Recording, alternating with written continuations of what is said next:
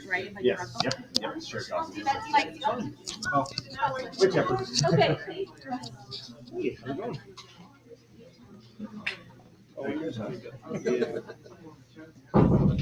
Yeah, but if they're just trying to deny all that,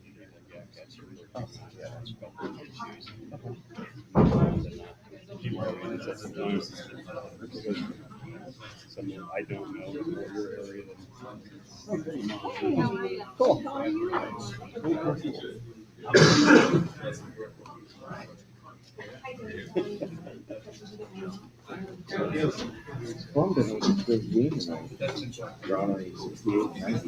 yeah, because it'll Yeah, actually we Friday's game tonight.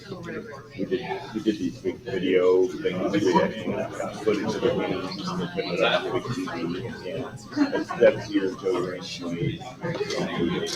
We actually found footage from 1968. Oh yeah. Yeah, we actually found footage from the 1968 game. The whole game is out on YouTube. So, that's kind of cool. Yeah.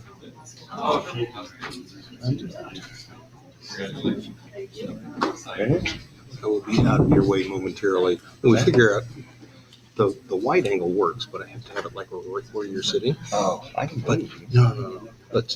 We test, right? Okay. So that's going. Have you tested both mics? Yeah. Are they both functional? They were working, Okay. and they're just plugged into the headphone splitter. Going in there. Whatever works. It was working. Let's see if it works now. This is why we test.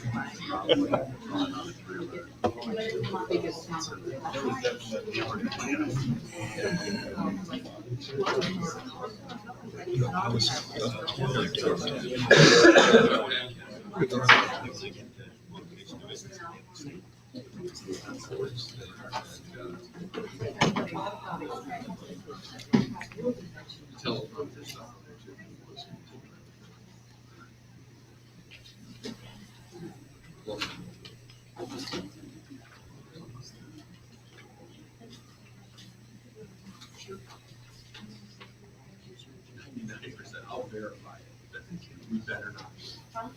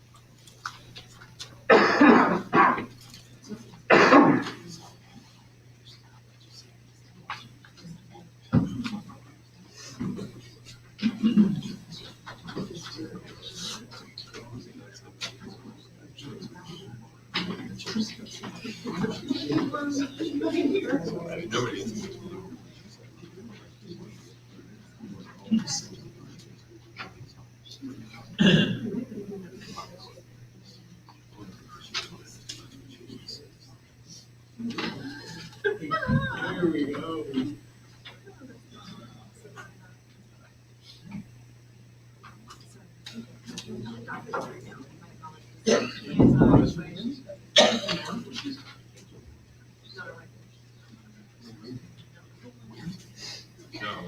Sorry. We had 160 degrees fever. I would like one to stay home. I have this one far.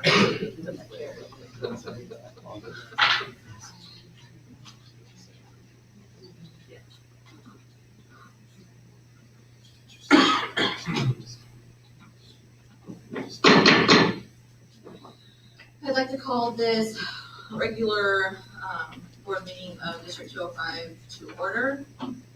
Allison? Thanks. Here. Tauntus, Here. Pressovich, Lyon, Yes. Pickrell, here, Sharpie, Here. Statham.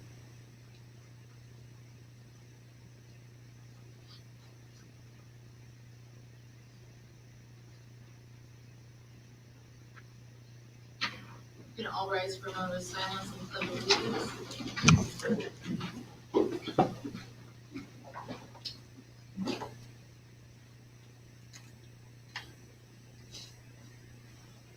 pledge allegiance to the flag of the United States of America and to the republic for which it stands, one nation, under God, indivisible, with liberty and justice for all.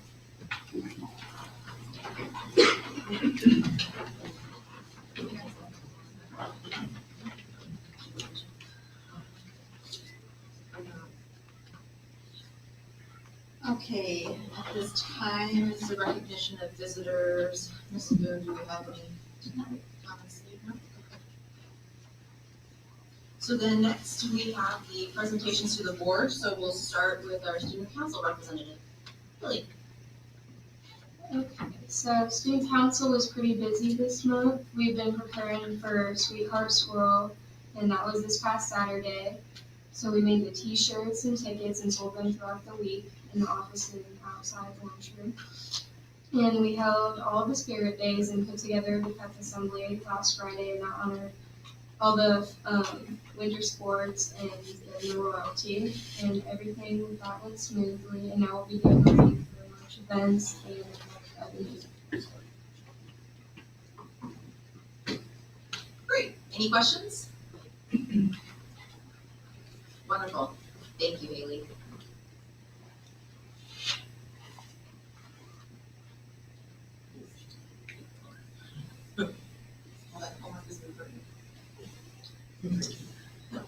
Next, we have a presentation from the Bilingual Parent Advisory Committee. Ms. Lee.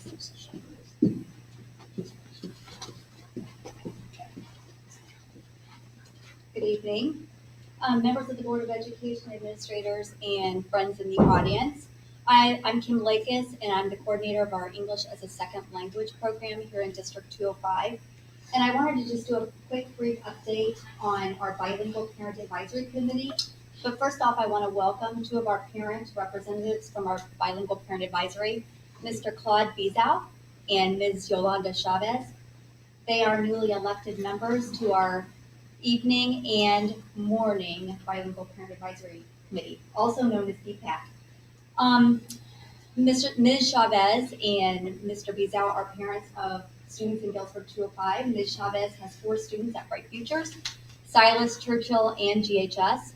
Mr. Bizau is the parent of 7 students in GHS, one a recent grad, or in Galesburg, one a recent grad at GHS, 2 at Bright Futures, 1 at Gale School, 1 at Lombard, and 2 at GHS, correct? Okay. As part of the district's commitment to our students who are enrolled in our ESL and bilingual program, one of those things that we are offering and have been for the last 2.5 years is the Bilingual Parent Advisory Committee. Part of the responsibility for this committee is to meet at least 4 times a year. They are made up of representatives from the major languages that are present in our district, which are French and Spanish. They will operate off of minutes, and they've elected officers. Let's see, they are receiving trainings from John Pratt and I on how to run an effective meeting, but also how to gain and work autonomously amongst themselves. So during these past 2.5 years that we've been meeting kind of informally, we have both a morning meeting and a evening meeting that meets once a month to accommodate their work schedules. We have sometimes up to 40 plus members who have attended these meetings. So this is just a amazing commitment from these families who want to be involved in our schools, understand and learn how school is in Galesburg, but also in the United States. Recently, these 2 groups have elected members to be representatives on these morning and evening BPAC meetings, but we do not, exclude any parent, family, or community member from the ESL population who would like to attend our meetings. We've set some small goals with this group for this year. One of those is to begin meeting formally with set meeting agendas and minutes, but also some operational expectations and meeting norms for their committee. We would like them to help plan and coordinate at least one parent family engagement opportunity. If any of you guys have been to our engagement activities, they're wonderful and kind of a standing room only. I can look at Mr. Bradburn. We've we're now not, we're too big for the Discovery Depot, so we are looking for larger spaces. Another one is also to create some informational videos for those families that our parents and members of our BPACs will provide in those native languages that would be information that they would want to know coming in as families new to Galesburg. So we're going to work with Mr. Jacobson to create those and have those videos available on the district, school, and ESL websites. Then the last piece is part of our commitment is to have these representatives present at a board member. They're going to, a board meeting, they're going to rotate and kind of do that continuous feedback loop to take information, learn how school board meetings work, be a part of that process, but going back to provide information into the committee, but also bring information back to you. So in result, we would like to provide the board with quarterly updates on our BPAC meetings, as well as our student growth on English proficiency and how those students are becoming proficient in reading, writing, speaking, and listening. So I'm open to any questions, but I would like personally to thank Mr. Bizao and Ms. Chavez for being our first representatives here tonight. So thank you very much. Any questions? I read the notes that you submitted as part of the packet, and it sounded like you really some substantive discussions took place in terms of why different languages were represented. And it sounded like more than a perfunctory need. Glad to see that. I do have a little bit of data I was going to share, but in 2010, when we began formally identifying ELs through our home language survey, we had 3 in 2010. As of today, we just received 2 new students new to the district from Egypt who speak Arabic, and we're at 133. Again, our goal is to have these students become English proficient, so they are testing out, but we are monitoring them. And so our numbers really don't reflect the number of EL students that we have, in the district who are being monitored, or, parents have refused service because they really want them immersed into Did you say 233? 233 as of today. There are 2 new ones. And it continues to grow. And thank you to the board and the administration for continually supporting our program as we grow. And appreciate that a lot. So, okay, thank you. Thank you.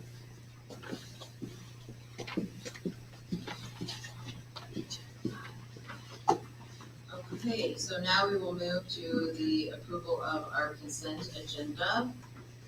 Do I have a motion?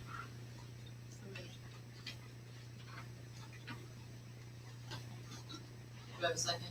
Second. Is there any item that any board member wants to remove from the consent agenda? Okay, Allison? Sorrentos? Aye. Klasevich? Aye. Lyon? Yes. Pickram? Aye. Sharpie? Aye. Thanks.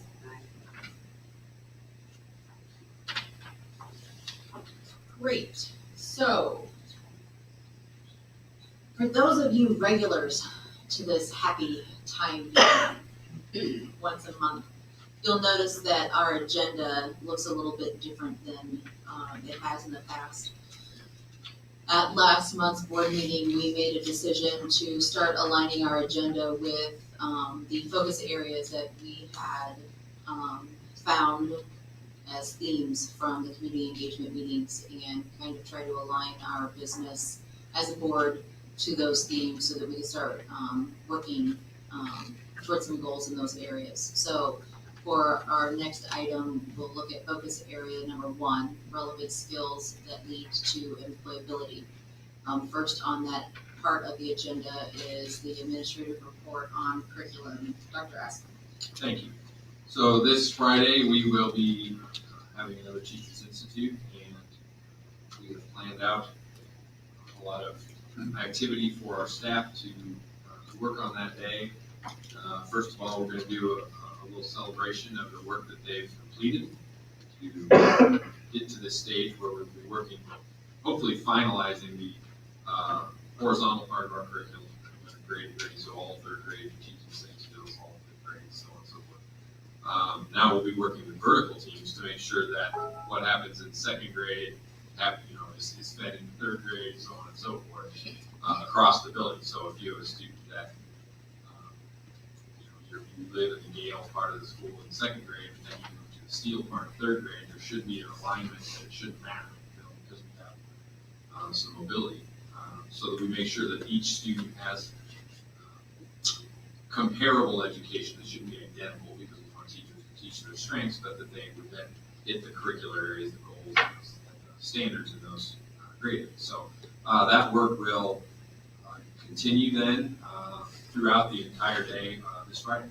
So very, very encouraged, very excited. It'll all be happening, well, not all, almost all of it will be happening at GHS. We do have some work going on at special education work going on at Silas Willard that day as well, and some extra training. So it'll be a very full day from 8 to 3:30. Stop by if you're able. Walk around the high school or Silas Willard and see a lot of different activities. So we're very excited. Any questions?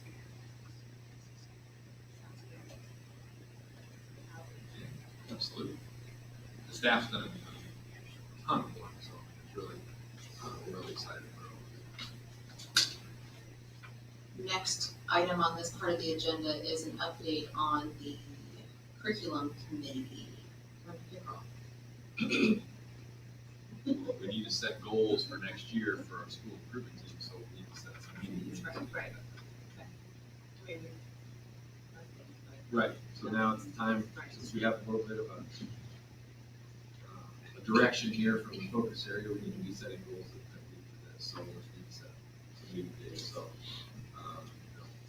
send out some emails to you or something, some meeting dates up in this, we need to meet from. Sounds good. You need anything around? Okay. Excellent. We will be, great. Okay, the next item under this part of the agenda are the building reports. Are there any questions from board members regarding so for those of you who might be unaware, each of our school building administrators send in a monthly report to us, and it's compiled under this bullet point here. So if you ever want to know what's going on in any of the school buildings in our district, that's where you're going to find that information. So are there any questions? Comment. Sure. It's really nice that it's all in one document. You just scroll through all of them instead of reopening whatever number of 8 or 9 documents. It's much easier to read the reports. You can't miss them either this way, which I've done sometimes. You're like the other way. Oh, really? It's okay. You're not gonna please everyone, I understand.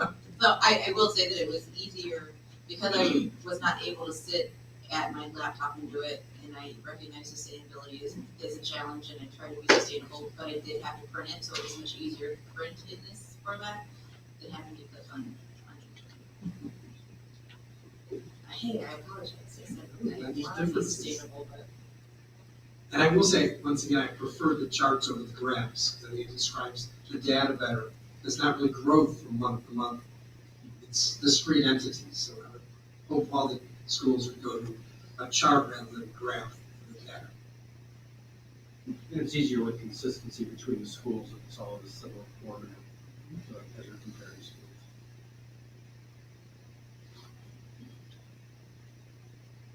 Any other feedback? Great. Next item in this area is the special education report. Dr. Mashad. So after last month's meeting, I took a look at what we call, that goes along with board policy 723:23. And it does need some serious updating, especially since the district has pulled out of the co-op. So I started gathering some information, read the board policy. It really doesn't spell out who needs to be on the committee, but I clearly need a board member to be on the committee with me to take a look at the changes we need to make to this. I've already done a lot of legwork. I've recruited a coordinator, a teacher, maybe get a principal involved in it, and start to put something together. And this is kind of the overview of how we discipline students in the district that have disabilities. We're also in the process of revamping our student handbook for our emotional disabilities programs, so that through those half-day school improvements, we're trying to streamline a process. So it's all similar in each school, minus some of the things because elementary kids don't like the same thing as high school kids do. So that'll kind of, it's a separate entity, but it kind of feeds into that whole process. So I'm accepting a volunteer who wants to work with me on this. I'll do a lot of the legwork, but would like that input from the board perspective. Otherwise, in special ed, we've had some speakers come in and update us on Andrew F., which changes how we look at FAPE, free appropriate public education, and some of the things that we need to look at and keep an eye on in our IEP process to make sure that we're looking at individual students and not just kind of getting stagnant and looking at cross-CAT as a whole or ED as a whole, but we're really focused on the individual student. We have a really busy day Friday at Silas. We'll have all the paraprofessionals there. We're looking at a little bit of training on true time and time cards, some of those generic things that we still have a little bit of issues with. We're gonna have bullying, we're gonna have de-escalation techniques, we're gonna have visual strategies with working with students, and then talk a little bit about confidentiality, the role of the paraprofessional in the school setting, and things like that. So hopefully it'll be a fun day. I have a lot of my support staff helping out. I have Bridgeway coming in to talk about what things are there out there in the community that can also assist the school district with the emotional needs of students. So you're welcome to come by. Any questions? What kind of time commitment are you looking for this behavior interventions committee? I would like to take the first month just to kind of gather up all the stuff I need from the background. So some of the information quoted in what we're using right now doesn't exist anymore. And I want to update, I want to look at school codes, and those types of things to make sure that those are still tight. So I have a little bit of legwork to do. And then I would anticipate maybe 2 meetings, a couple hours to kind of go over what I've got, kind of look at a template and see if we can get something together to bring to the board. So I don't, it's gonna be a lot of work on my part, putting stuff together and gathering stuff, but I need input from the committee members as well. Dr. Michaud, I have to admit a little ignorance. Is this something that we need to have a standing committee for, or is this just an ad hoc? This is a once a year, we need to review this and update it. So we should add it to this list then? I never knew it was a committee. When I was here before, I just always did it until it was brought up last board meeting that it's one of the, yeah. So Okay. it's something we've done every year without a board member. And I guess according to our policies, we're supposed to have a board member. So. That's why we're reviewing our board policies. Exactly.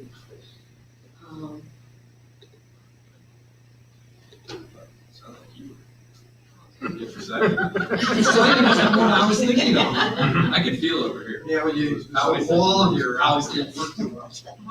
Sure, I'll be happy to do it. I only want committee assignments. Thank you. Thank you, appreciate it.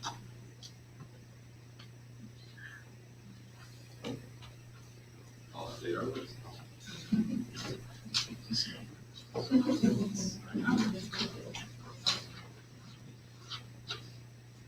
Okay, next on our agenda is the District Improvement Committee discussion. Dr. Aspley. Thank you. What I would like to discuss tonight is if we are going to form this District Improvement Committee, which I would highly suggest we do. The idea that I came up with was that board members would serve as their committee needed. So if we were discussing something that was germane to the curriculum committee, then someone from the curriculum committee will open them to come. So everybody would have an opportunity to be on the district improvement committee, but you wouldn't necessarily be at every meeting because it would be just germane to your committee. But then I really want to make sure that I'm interested in hearing your nominations, not tonight, just give them to me, but for community members, we need to have community members, and I'll seek out some staff members. What's their area of responsibility? Just really, they need to be able to have an appreciation for goal setting, for timelines, for processes, for measurement. Really, just looking at data and giving feedback to the school improvement teams regarding goals, things of that sort. They're really just an unbiased outside ear, somebody they don't even have to have students in the district. They could have, anybody. Just I think community input is important. And as an added bonus, ISBD kind of suggests you do that. So it's a good idea. So I would just like to get some nominations from you folks, and I'll reach out to them. But I would definitely like to have 2 or 3 members of the community, and I'll get a couple members of the staff. I'll work with Dave, figure out some people right Dave. And we'll get some standing staff members will be on it. And then principals would come every time with their school improvement team, so they would be presenting, and then the board, myself, and whomever else is on the committee would listen to those and bounce it back. So some board members would be there more often than others, just depending on how I did their meeting. So if you're on the curriculum committee, those are pretty good. You're going to be there a little bit more than if you're on the negotiations. Right. Or the behavior. Well, you never know. The insurance committee is probably not going to have a lot of work over there. So, but yeah, so everybody will get some opportunity. So I would just like to get that committee established before the school year ended, so that we can set dates for next year and say, okay, school improvement team, we need their reports for these 4 times or whatever. We can get those meetings kind of set out. If we establish our calendar in April and May, it's less likely we're going to have conflict if people can't make it. Trying to get ahead of the curve. Okay, and in that frame of mind, if you could have your community member suggestions emailed to Dr. Asplin before next month's meeting, that would be wonderful. That would be fantastic. I see Doug out there, he's looking excited. That's probably why he's here. He wants to be on that. Any other questions? Comments? No? Okay, great. Moving on to our next agenda item, focus area number 2, facilities that assist in skill acquisition.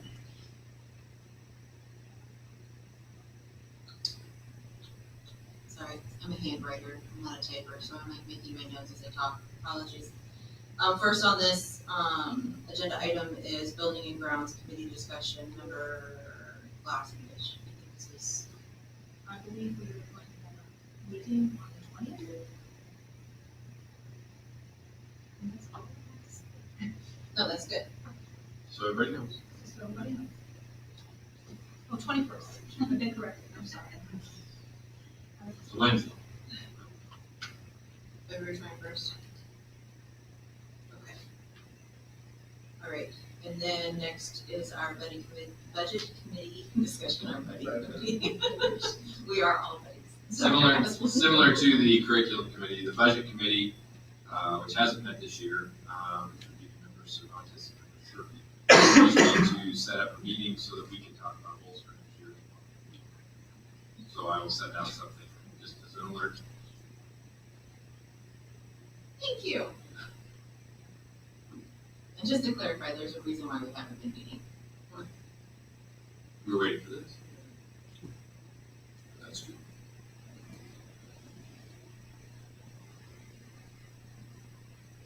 Okay. Next, we have an update on district building projects. Mrs. Ham. We currently do not have any building projects underway. We're just doing normal maintenance throughout the buildings. We've had a few coils and units that have gone out, which are more challenging to get this time of year. But other than that, it's been relatively quiet, and the maintenance department has done a great job with snow removal, and the custodians have done a great job for their part as well. So we really appreciate their efforts that everyone is safe getting in and out of buildings. I would like to add, because we've had lovely weather the last couple weeks. When I drive by at schools at 4:30 in the morning, it's amazing how much work they're doing to clear all that snow. I mean, you can imagine how big the GHS parking lot is, and it's completely covered in 6 inches of snow, and then by the time the students get there, it's clear. I mean, that is a lot of work. And, you know, they're out there at midnight. And it's really impressive. I left King parking lot one night. It was not pretty because we were having a snowstorm. And I drove by at 4:45 the next morning. It was completely cleared off. So, I mean, that's a lot of great work. I thank the custodial and staff. I hate to ask, but I'm surprised nobody else did. You can't make progress on that window. There's a window. Correct, the correct window. No, I have not heard when the correct window will be in. Because that might be Okay. All right. I'm surprised I was the one that had to ask this. That's your job.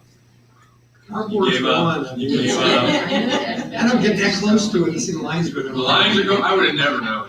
And now you can see what the difference. Okay, next is the enrollment report with building utilization. Ms. Kima. But that's the one where the numbers are incomplete. But there's a reason for that, I think. The building utilization, we found, and it's a good thing we've done this, we found that some of the building capacities we're not entirely sure are completely accurate. I mean, we're nowhere near the limits, so no one's worried. But we are going back in some of the buildings where you see blanks on those, where to get 100% verified numbers of those required. So I didn't want to put any numbers on there if we weren't completely certain of them were accurate. So hopefully by next month we can get you at least some of those updated, because it'll take some time to make sure those are accurate. We're working. Are we gonna get the other schools as well? All the ones that are blank. Okay. I mean, yeah, those are all. I only ones- have 3. That's all that we have that we're sure of. Okay. So those are sure though. Yeah, those Okay, were, we're not- those we can say are right. Okay. Yeah, but the other 5, yeah. And once again, we're nowhere near the limits on any of them. We just want to be able to give you the accurate. Right.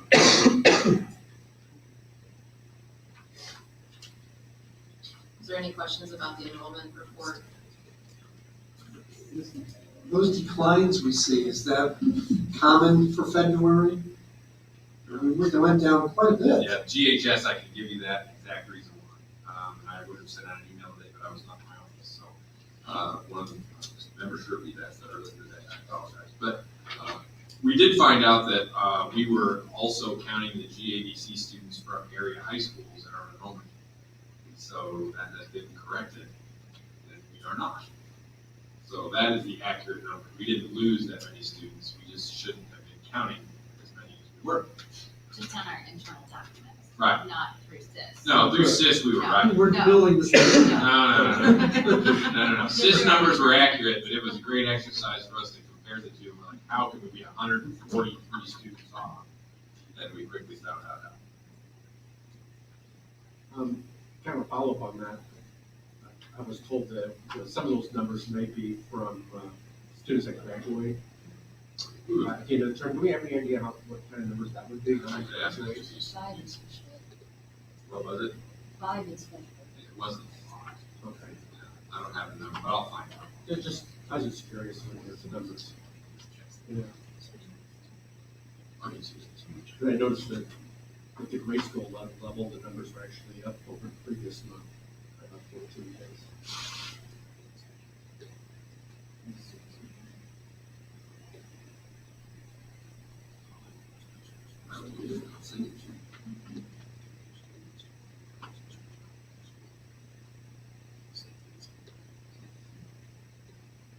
We're gonna need this information really soon if we're looking at boundaries. That's another focus. I appreciate getting the monthly reports too, because it gives a better, at least from my perspective, I can see what's going on in the district.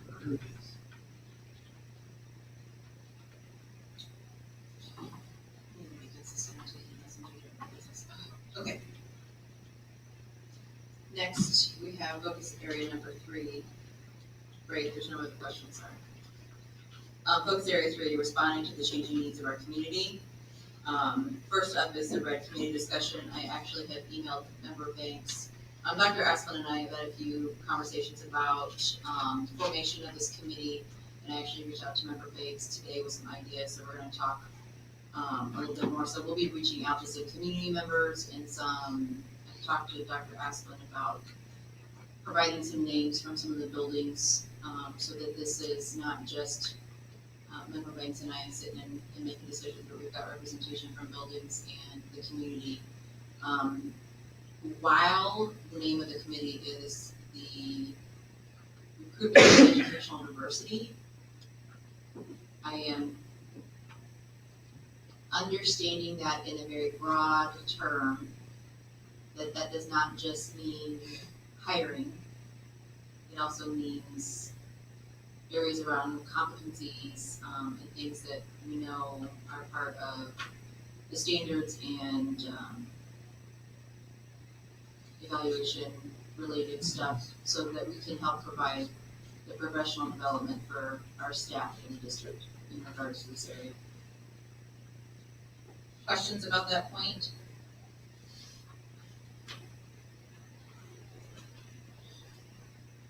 Next is to consider the approval of policy revision sections 1 and 2, plus the press policy updates. Dr. Asplin. Yes, thank you. This is a second reading now, so this is encompassing everything we discussed last month.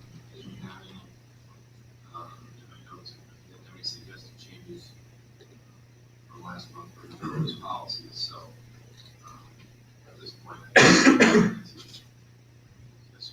I thought there was general agreement that it didn't meet the administrative procedures checklist. correct, and those, right, and those, yeah, I should have put that in the notes. Absent those are policies, so yeah, you're right. Those would come out. Which is basic. Correct. Okay. Do I have a motion? So we Second. Any other additional questions or comments? Allison? Klasevich, Yes. Lyon, yes. Pickrell. Aye. Sherby. Aye. Banks. Yes. Cervantes. Okay, next is the first reading of Board Policy Manual Sections 3 and 4. Dr. Asplin. Thank you. I had a couple of questions from some folks, and then I have one area that I think we need to get some clarity on. There's a question out there about organizational chart, and no, we don't have an updated one. And so we need to do that by the end of this year to make sure we have all the positions aligned. So I would, I would ask to wait a few months to make sure we have everything lined up, but that needs to happen. And then the building authority ones are out of date. We did too, but they're not accurate. So it reflects some positions. Okay. And so we need to update that as well, and that's on policy 330. After we get that updated, will those be included in the policy, or? Those they would be referenced, and they would be included in there, like attached to it, but they wouldn't be subject to. I hate to add more and more stuff to it. Right, but they would be. But there should be a way, I referenced, think, to be able yes. to access. They would be referenced, yes. And typically, in a lot of board policies that have, that typically comes on like the first, after the directory. Put that, Right. Put the change in right before board policy. Just so people can see. But it's not a number, it's just. And then there was another question about policy 350, which was board administrative personnel and the superintendent. Some questions about compensation and benefits. It's essentially whatever the teachers get, they get too. But, there's some question about that. If we have employment contracts, we would do that in there. So I personally didn't feel as though it belongs in benefits and stuff like that, doesn't belong in policy. That's something that we negotiate in contracts. And since policies aren't often referenced, it's probably a good idea to remove it so that we don't do something that's a violation of policy that we don't reference. Or on the flip side, to make sure that we're referencing policy when we're creating the contracts, because I think we don't. The contracts allow us, they provide us guidelines when we're hiring in contracted positions. So I think you still need some set of guidelines in hiring non-contracted. But an administrative personnel, if you did have a contract with a contract, would supersede the law, or would supersede the policy. Yeah, I mean, the way it currently reads is unless stated otherwise in individual employment contracts. So I think, it's probably the board's discretion will be to leave that language or take it out. First page. Would we get into some problems if we gave a benefit to the teacher that we didn't want administration at the beginning? And then it's in policy, they would have to give it to them, correct? Well, I'm struggling to come up with a situation where you have an administrative employee that would not have a contract. So, my position would be if they have a contract, you define in terms of their employment in that contract. If something's not included, you're not entitled to it. I'm not aware of any administrative employees who have to go and at least have a basic contract. So if that's effective, then this paragraph is meaningless. Well, and it says unless stated otherwise in their contract, they're entitled to these things. So that's the problem there, isn't it? Well, but if the contract excludes it, that's what Luke said. Essentially, yes. This is fairly standard language that I think comes from the School Board Association, but Yeah, that is boilerplate, Luke doesn't write. there's no reason you can't take that out. Roger, about I'd like that. I would too.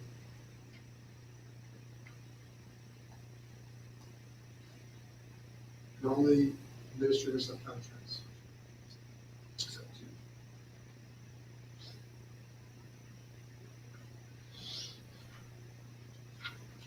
Well, on that vein, one thing that kind of goes along with that, at the very beginning in 310, under goals and objectives, number 3 says that the superintendent directs the administration, blah, blah, blah, and will meet or exceed student performance and academic improvement goals established by the board.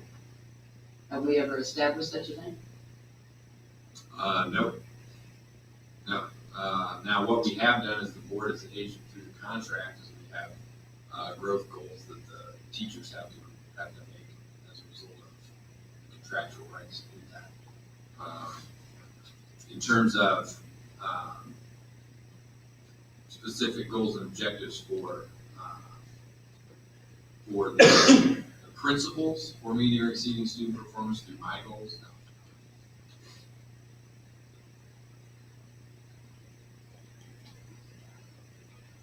What we've tied the principal's goals to is the teacher's goals, to the contractual obligation of student growth. Which, you did. I don't know how you did before. Yeah, and I'm not opposed to the principal being tied to the teachers at all. And then on the same vein, again, I'm asking because I knew it says, do we have an instrument to evaluate you? Have we set goals with you? Somebody sat down with you and set goals? Yeah, I have the generic goals that we said we'd go through this process and then for next year we set Okay, the discrete, that's why we're trying. So Okay. great question. okay. Trying to get these done so my goals become the principal's goals, the school improvement goals, everything kind of flows down. So does this need reworded so that we're doing what we say we do? Or, Well, it says they are to do those things. right, So, in my opinion, no. but it says established by the board, just take that off. Meet or exceed student performance and academic improvement goals. If we're not going to set them, then we need to take that language out of there. That's a good point. I'm kind of a stickler for doing what the rules say. Sure. If we're not gonna do it, then let's change it to reflect what we're doing. I agree. Yeah, I don't have a problem, just take by the board out of there, but. That's fine. You just, if it's okay with that, I'll just take everything after goals. Yeah. Otherwise, I was gonna say that might be a job for policy committee. And don't avoid me. Joining us to relate alludes to recommendations and administrators in March. So everyone's gonna evaluate it? I have to be done by March 1st. Are you coming? I will be there, I will be done. Am I done? No. Have I blocked out the dates to get it done? You bet. So, yeah, I'm working on it. They will definitely be done by February 20th.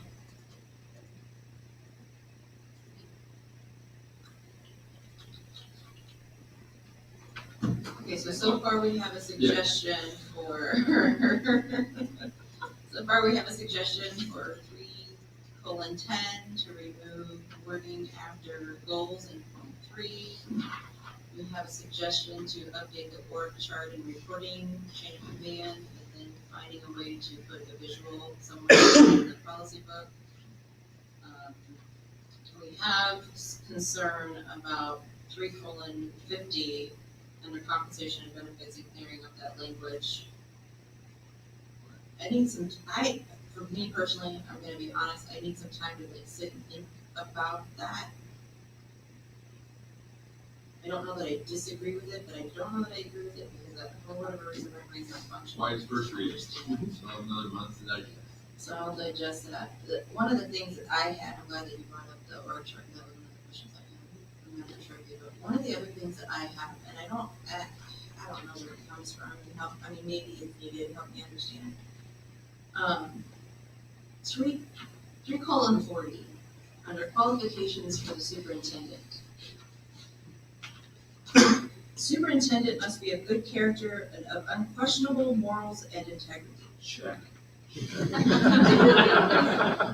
How does one, my question is, how does one define that?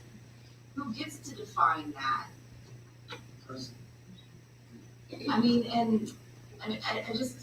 Where does that, I would be more comfortable saying doesn't have a legal record, because at least that's objective.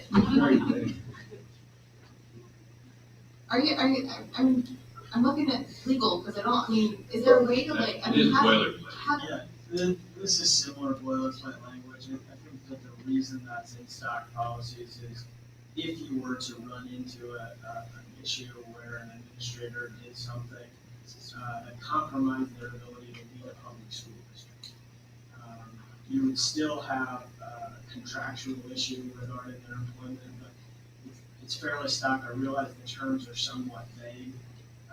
Subjective. Subjective is a better word than vague, correct. We can look at coming up with something different, but that's the boilerplate that you'll see in most districts' policies. I would gather that what they're trying to make sure is that they would pass a background check, and then if anything happened that would require they can't pass a background check, that would come to, but that would be, that would fall under our purview, right? Like if something questionable were to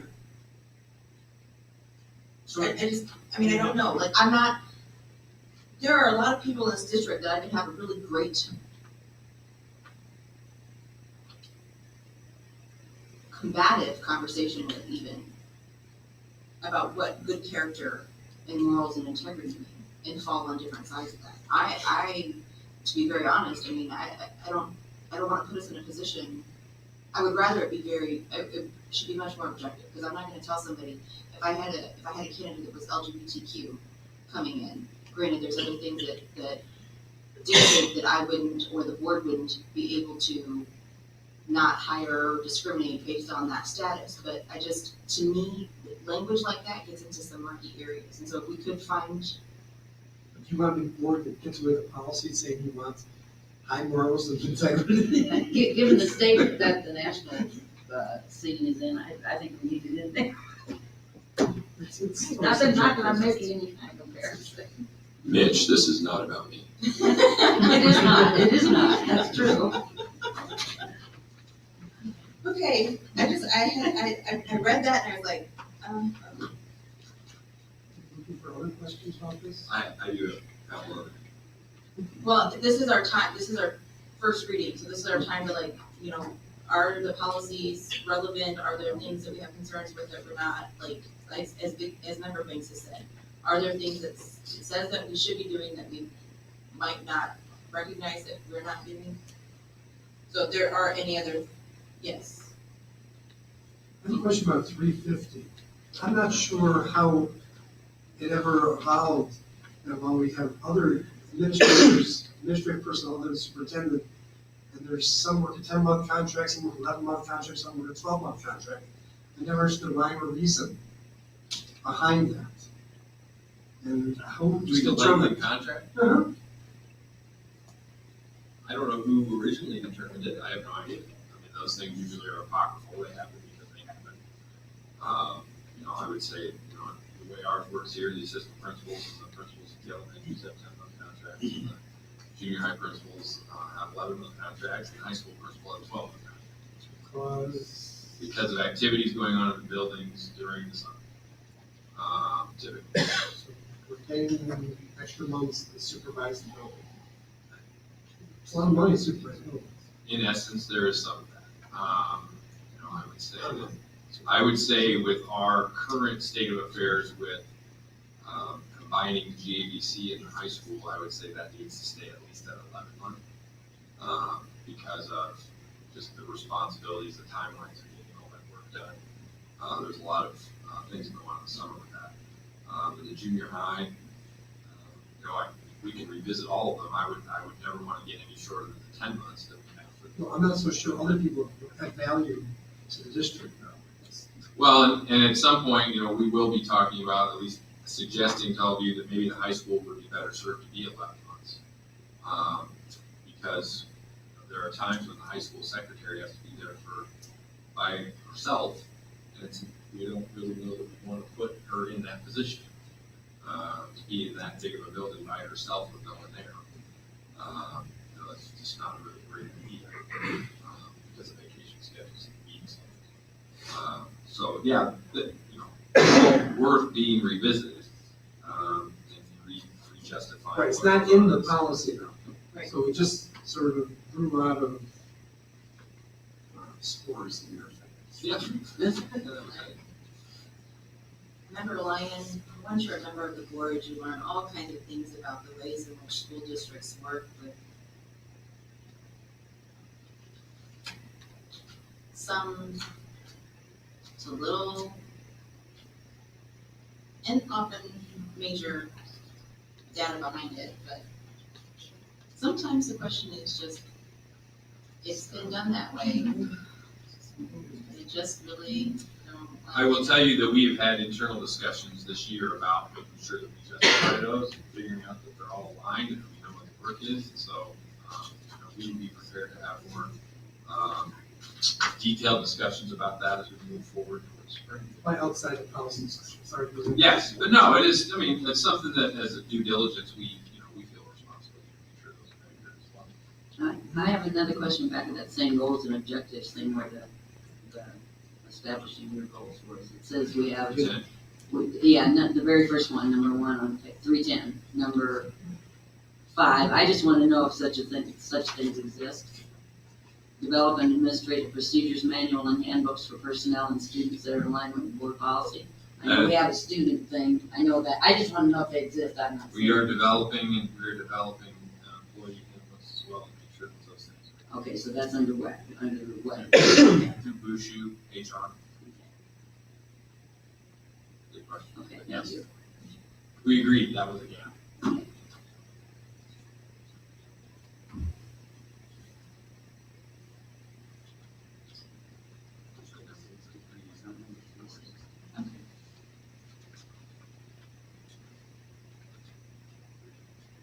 Okay, any more questions about policy 3? Yeah, just a minute. Should say section 3. It's 160, I don't know.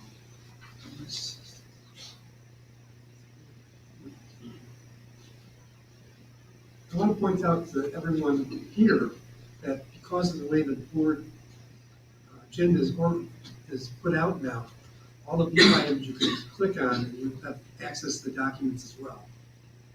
So that was not always the case, but it is now. So we need something to stay awake. 60%, I think. Yeah. Well, I had written, I'm trying to remember why I wrote this down. All right, it says building principal, primary responsibilities, improvement and instruction. I think what I was gonna ask about that is that, the school improvement plan, is that part of their, included like in their evaluation, or they choose, individual goals that they wanna work on for their school? Their school improvement plan as it is right now is not part of their evaluation. Going forward, as we move through the district improvement team, the idea would be that would tie it in. But for this year, it's about their own goals that they've set and observations and you know, other, just like the teacher's evaluation. This year.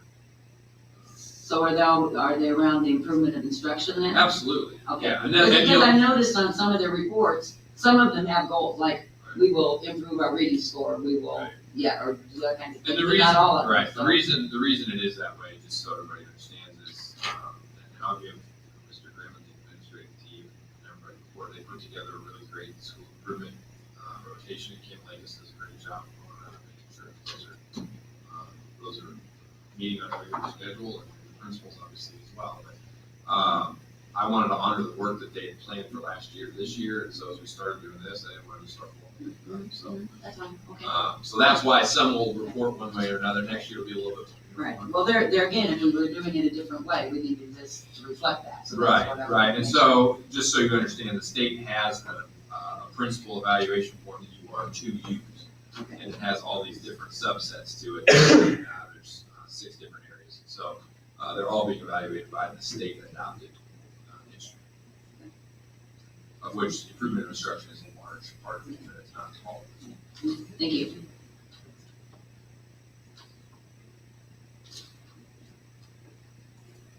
Is that all for section 2? Okay, now moving on to section 4.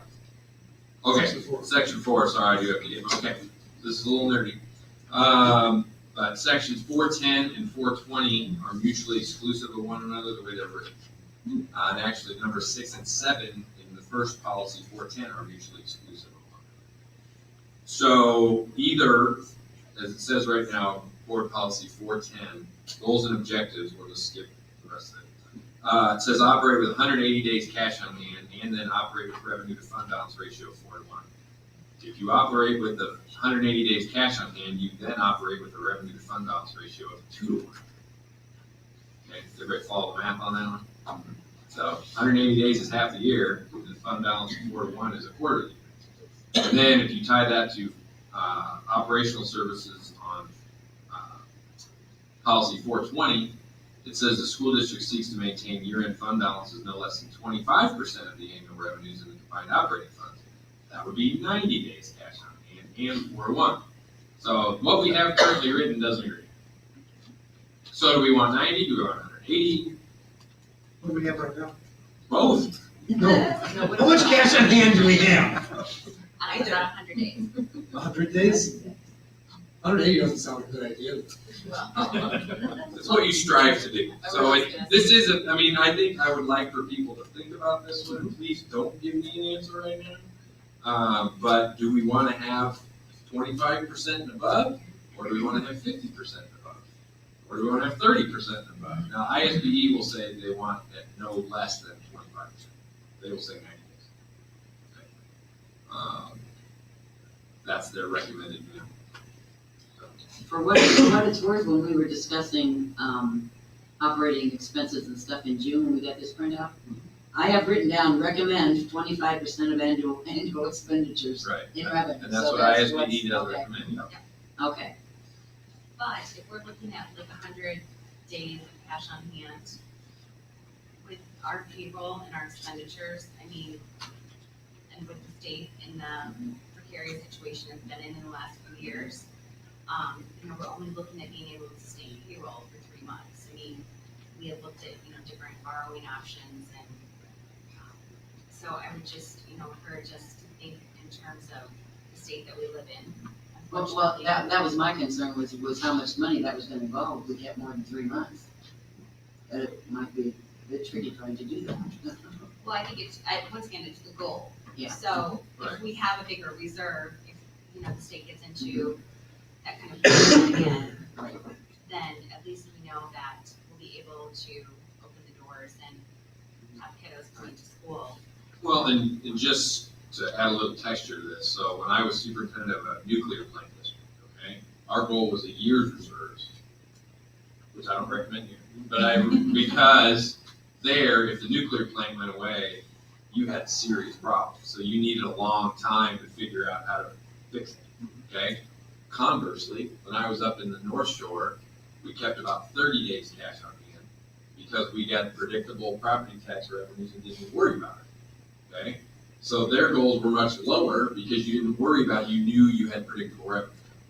So that's why there's different points of view on it, okay? Like Lake Forest High School, for instance, which has, just to give us some context, our EAV this year is what? 450? 400. 420? 433. 433 million, okay? Our EAV, our equalized assessed valuation for all the taxable stuff in the district is 433 million. Lake Forest High Schools is 2.2 billion, okay? So when they issue a tax bill, they get a lot of money, okay? So they don't worry so much about if the state's gonna give them money, because who cares? 96% of our revenue comes from local tax money. So their concern about keeping a huge fund balance isn't there because they know they're gonna get that money. Whereas at Reed Custer, where I was superintendent with the nuclear plant, we had a $23 million budget, we had $23 million in reserve, because if that plant went away, we had an EAV of 500 million and the nuclear plant was 420 million. Okay, so that's a problem. So you have to adjust based on the circumstances that are in your situation. Neither is wrong. It's just coming up with what the guys until you need it. But I'm just saying, that's why some have different ones. That's so, there's a difference depending on your local circumstance. So in regards to making a change in either direction or a completely different one, is there any information that any board member would want to make an informed decision? Are you needing any historical data about budgets, about cash on hand? Are you needing any projections from Mrs. Ham? What do you recommend? I would recommend 100. Because I always want to make sure that we're able to pay our bills if the state of Illinois gets in a precarious situation again, and I have no doubt that it will be in a precarious situation again. And if you went with that, just so you know, that would be number 6 on 410 is stays where it is. 7 would go to 2 to 1, and 420 would go to 50%. To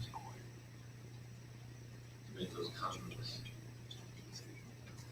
So, yeah, those are sort of What are you projecting in the revenue this year, in our expenditures this year? If we're at 100 days right now, where will we be in May? I would have to look back and see. good question. By the way, real time, number of midterm grad, 30. Let's technology. More than Is that data that you would like before our It's part of our discussion next time. And also, Or she you want gets to it see, earlier next month. you want to see some trend data in terms of fund balances in the past. The negotiations information that we forwarded to you, there's a really nice graph in there that shows previous fund balances from prior years and where that trend has gone. So you can kind of see where it was sitting in the past and where we've been in the last 8 years.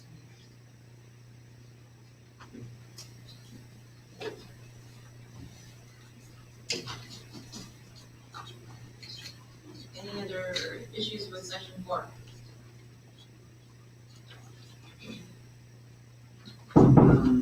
417. Again, it's one of those things I think it says we do something. 70 evenings. Well, no, 417. Or so. Well, it can't be 417. That's just this. Let's see, I wonder where it is. What it is says board reviews each building's safety and security plans, as well as their compliance. Let's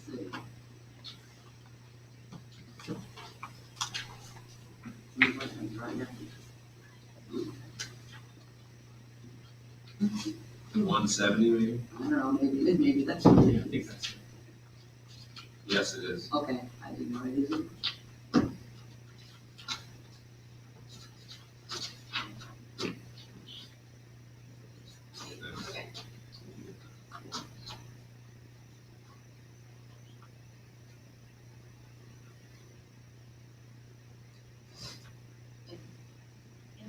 What was the question?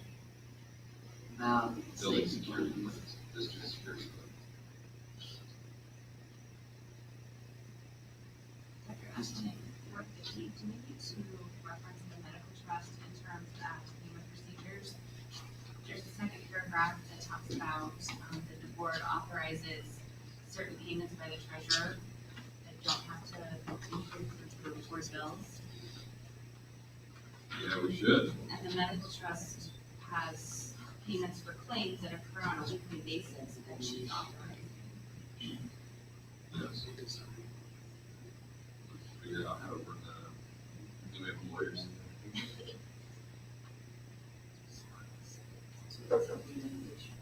Yeah. As a medical trust.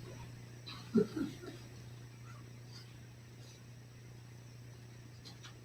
then in 455, which was regarding the use of credit card and for camera cards, we don't use for camera cards, but we do use a district credit card. And it talks about a single transaction of $500 and then no more than $1,000 in any given month. We just had a situation where we were paying for hotel rooms for IMEA, which was $1,200. So those limits are kind of low. Our total limit on our credit card is $5,000 for the month. Well, but the $1,000 for that, the $1,200 for IEA, I gave up. I'm talking. Okay, so you gave, but does it say no more than 1,000? Is where I read it. Without prior authorization from me. Okay, Right. I'm sorry. And I did. Okay, I was thinking they couldn't do that at all. Right, no, they just have to Okay. get my approval. Okay, all right. And then I have a note on 480, 4180, the activity counts.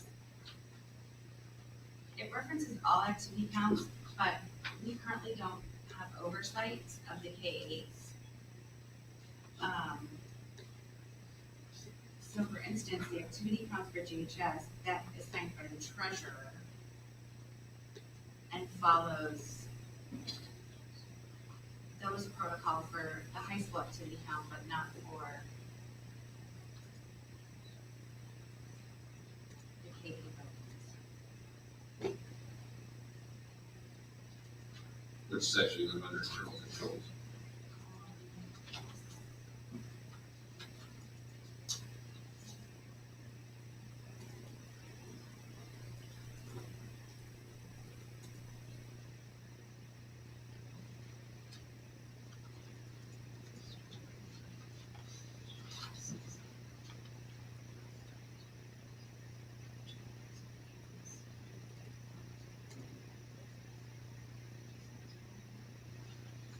Oh, it's on, yeah, control requirements for checks. It says all checks issued by the school district must be signed by either the treasurer or board secretary, except for checks from the account. Student activity funds and revolving accounts may be signed by the respective account custodian. Do we want to some? Depends on how you declare somebody an account custodian. I mean, because if we declare the building principal or their secretary the account custodian, we still apply the policy. Now, if we want to change who we designate, that would be different. I mean, that's an internal thing we can do. I would try to change the policy. Because we still are with the account custodian.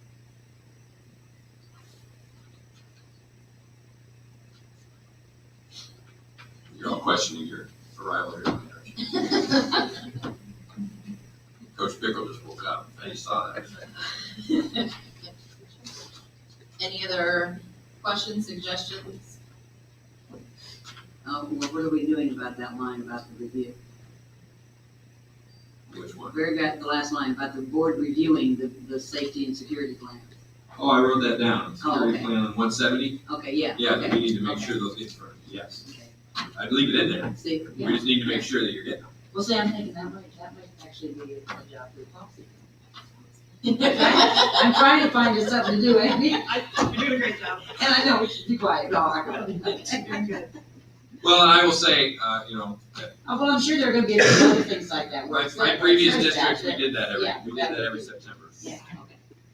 I think one of the things that I've learned, or that I suggested, is that in addition to the policy manual review, I think looking at it in this capacity has allowed us to think about what are some of the things that we need to put on an annual rotation on our agenda, right? There's some things that we already do. And so what are the other things as we go through this manual that need to be on here annually so that we're taking a look at it? Because then, if we're doing it on a regular rotation, we're not sitting up here saying, oh, that's part of our job. Well, That's not looking good. and one of the things that I will have you all know is that I've started my own list so that hopefully by June, I'll have a comprehensive list of here are the things you're supposed to approve based on our policy. So that we're not, and I'll probably miss something, so keep looking, good job. But, you know, I'm trying to do that, so as we go through this, go, okay, here's the list. And we can decide when, but at least then we have a list of, okay. I hate to do them all in 1 month, you know, but if we said, okay, we'll split it up over the course of the year. we'll split them all. I just want you all to know that our job description, our list of duties as described is 314 pages long. That's what we're reviewing right now, essentially. Any other questions? Not all 314 pages today. It may feel like it. but that's not. It is. Okay. Any other questions or suggestions about sections 4? Yay. Next agenda item. All right, thank you, everybody. Human resource report on substitute pay. Oh my gosh, a substitute pay. Mr. Bradburn. Thank you. We have brought this to you as a discussion item previously, and I have received some guidance from the board on some information. We got some feedback from teachers that I've included in my report. Thank you to the teachers who have provided feedback. Some of them were good, some ideas. I have presented some contractual issues which we can discuss, but given the research that we've done, I had a conversation with Laura Dill, who does the sub-calling, looked around other districts. I have brought you basically 4 recommendations I think will help with the sub issue. First is reinstating the 3-tiered sub-pay program. This is something that we guys want away from. I'd like to bring it back. Day 1 through 10 would be the regular $85 per day rate. Days 11 through 20 would go to $110 per day. And day 21 and on would be the per diem rate based on the base teacher salary, which is $197.79. Second recommendation to incentivize, this is a part of the discussion of how do we attract retired teachers who know us and know our buildings, and was to incentivize them and allow them to start for us at the second tier, $110 per day rate. It's up for us. We'd like to also help our retired teachers with providing free access to Leaders Network. This is something I discussed with Mr. Jacobson about. It's very doable to help them with their maintaining their license. With the understanding that they agree to sub for us a minimum number of days. I don't have a recommendation on the number of days. I can bring that to you. And then there is a program from the Illinois State Board of Education that allows substitutes to have their registration fees reimbursed. I'd like to promote that and use that. This is one for those subs who have had their license on or after July 1, 2017. So it's, for us, that represents 30 new subs, but at only right now 12 would qualify because they have to sub for at least 10 days. This is part of that conversation. So those are the recommendations. Some of the things that we also discussed with Laura, things that can't be helped. We have a lot of subs in May. We have a lot of absences in May. In May, you have weddings, you have graduations, you have college visits, and things like that. So those are some things that we try to plan for. One of the suggestions was to have hire a couple permanent full-time subs. That's a considerable expense, and as I was talking to Laura, that doesn't necessarily address the problem, because she does a lot of her arrangement of substitutes prearranged, so they would have those people already placed, and it really wouldn't help when we have call-ins early in the morning for teachers that are sick. So with that, you have my report, those recommendations I'd like to bring back to you. Bullet point 1, those are days in the same position or consecutive days working as a sub? Just 10 days working in the sub. Consecutive days. I don't think. No, so someone works 5 days in September or 5 days in October, come November, their first day, they've gotten a raise. Oh, I'm sorry, I was talking about the reimbursement, I apologize, no. Bullet point No, 1. I'm sorry. Okay, day 1 through 10 is continuous, $85. In the same position. Yes. Does it need to be in the same position? Maybe we would get more people wanting to work if they work consecutive days. Well, but they don't always have the They work opportunity to 10 do days. consecutive. Given that information you gave us a few months ago, there weren't any days with 0. No. We're gonna need people every day. Right, this basically, bullet point 1 talks about long-term subs, the long-term of maternity leaves and extended absences. But I guess I'm suggesting we look at it, as those people are willing to make commitment to us, we pay them more. I see, okay. Just as, Well, the only thing I would add, and I think that's a great point, is that I don't want to get in a situation where our sub-collar feels a certain amount of pressure, so maybe we have that as a different layer, like once you reach, I'm just throwing a number out, 18 days total, then we go to this, so that somebody's like, hey, I got 9 days, you make sure I'm there on day 10. What about me here? I mean, that would be. maybe we should look at some way of rewarding those people who have us Absolutely. lots of days. But maybe that's a separate avenue, so we're just. So that's bullet point 5. What, was there a discussion held with the subs? Yes. Yes? Yes. Okay. And retired teachers? Yeah, there's, About what they would need to, there were some suggestions on, some of our subs are retired teachers, and so we reached out to those teachers. And so that's basically what I brought to you was a recommendation for give more money. What they would need, and also helping with their maintaining their license.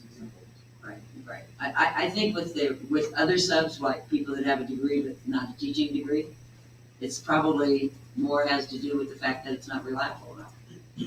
I mean, they don't know, they can't base their budget for the month on X number of days of subbing. And I think that's why we have such a difficult time getting people, but I don't have an answer to solve that, so.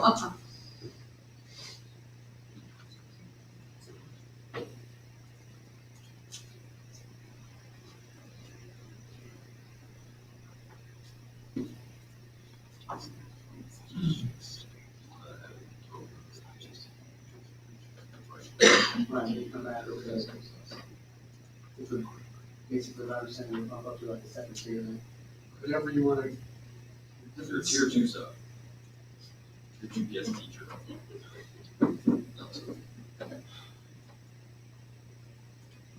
Yeah, I think not only the number of days they sub, but their availability when call, how many times they turn it down. They still work, Yeah, and sometimes we do get, turn down the schedules before.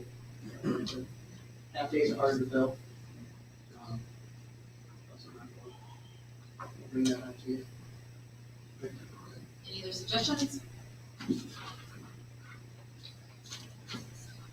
Okay. Item E. Yeah, we didn't change Consider approval of secretarial handbook. This is our second reading. Mr. Bradford. Yes, as you said, it's a second reading. This was just some edits to establish employment nature of the secretarial job as at will. Make sure it doesn't unintentionally establish a contract. Those edits are still there for your approval. Do I have a motion to approve? So moved. Second? Any other questions?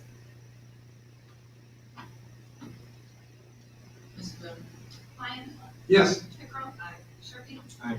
Banks. Aye. Surratt. Aye. Palovich. Aye. Okay, now we will move to consider approval of the cottage rehab services contract. Dr. Askin. Thank you. Right up to the last minute, and Luke and I were on the phone today, put the finer points of this, so, Luke, I'll throw it your way, just to kind of highlight what we've amended. Right, so the version that you can click through is primarily what we have. The concern that Mr. Slater had emailed us about regarded, there was some current concern by Cottage about how times were assigned. Specifically, they did not feel comfortable having their employees go on overnight trips, which happened a handful of times. In those instances, the district has used separate providers. So what we did in section 2A was to add to the end of that paragraph, except that service provider shall not be required to perform services requiring overnight travel. That would be the only change that happened today. It's different from what we had before. Thank you. Wayne's the person who questioned about this, were his concerns addressed? Yes, they absolutely were. I sent him a copy of the proposed changes about a week and a half ago. I didn't get it as soon as Okay, do I have a motion to approve? So moved. Second. Any other questions?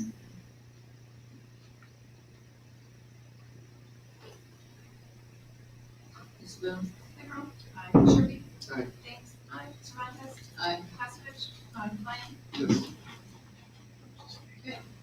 Next, consider approval of cottage rehab donation agreement. Again, Dr. Askin. Yes, so this makes it like all the other agreements that you approved a few months back. So this is going back to the scoreboard. And this agreement, as you see, looks exactly like it. Took out the part that you just did. Do I have a motion? Second. Questions? Mrs. Boone? Sharpie.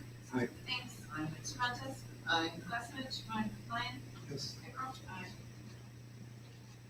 Okay, now we move to first reading of the F&M Stadium naming rights agreement. Dr. Askin. Thank you. Doug Sanders has graciously agreed to show up tonight if anybody had any questions for him too. And I would actually have to ask Doug, how many years ago did this discussion start? It would have been late 14, early 15. Okay.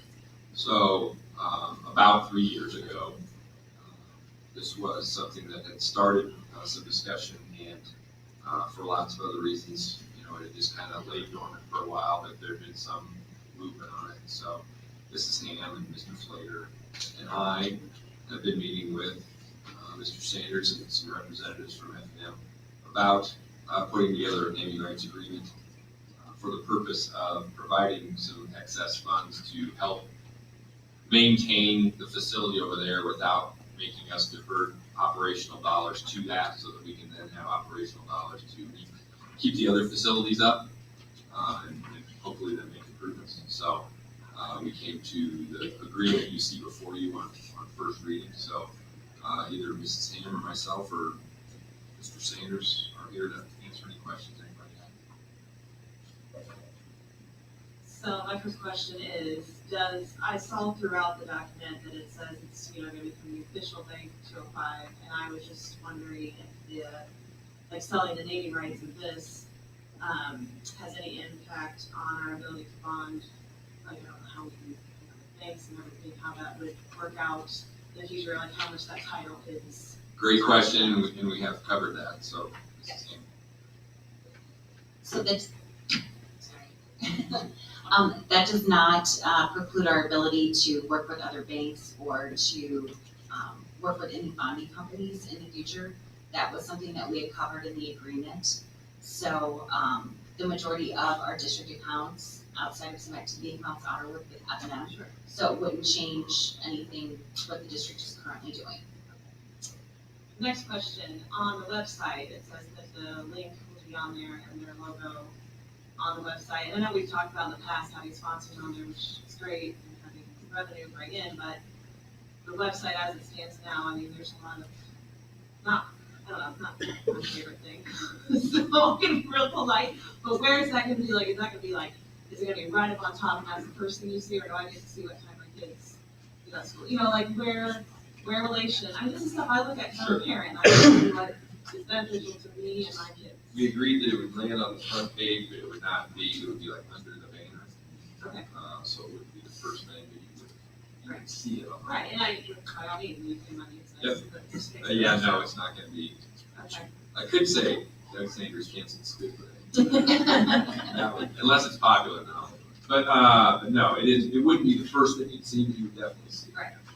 Okay, moving on to social media and Twitter and all that, how I feel about that, and so I'm just wondering what, like, it says that we need to, you know, promote the venue and its name through, but we don't already do that, so is there gonna be like a certain number of times we have to promote it, or what's the guidelines there when, you know, promoting it through Twitter, Facebook and all that? If we're naming the field in the promotion, we need to include Okay. the bank's name, but otherwise. Otherwise, there's no like these. No, there's no minimum, but if we say come out to Van Dyke Field, we can say come out to FNS.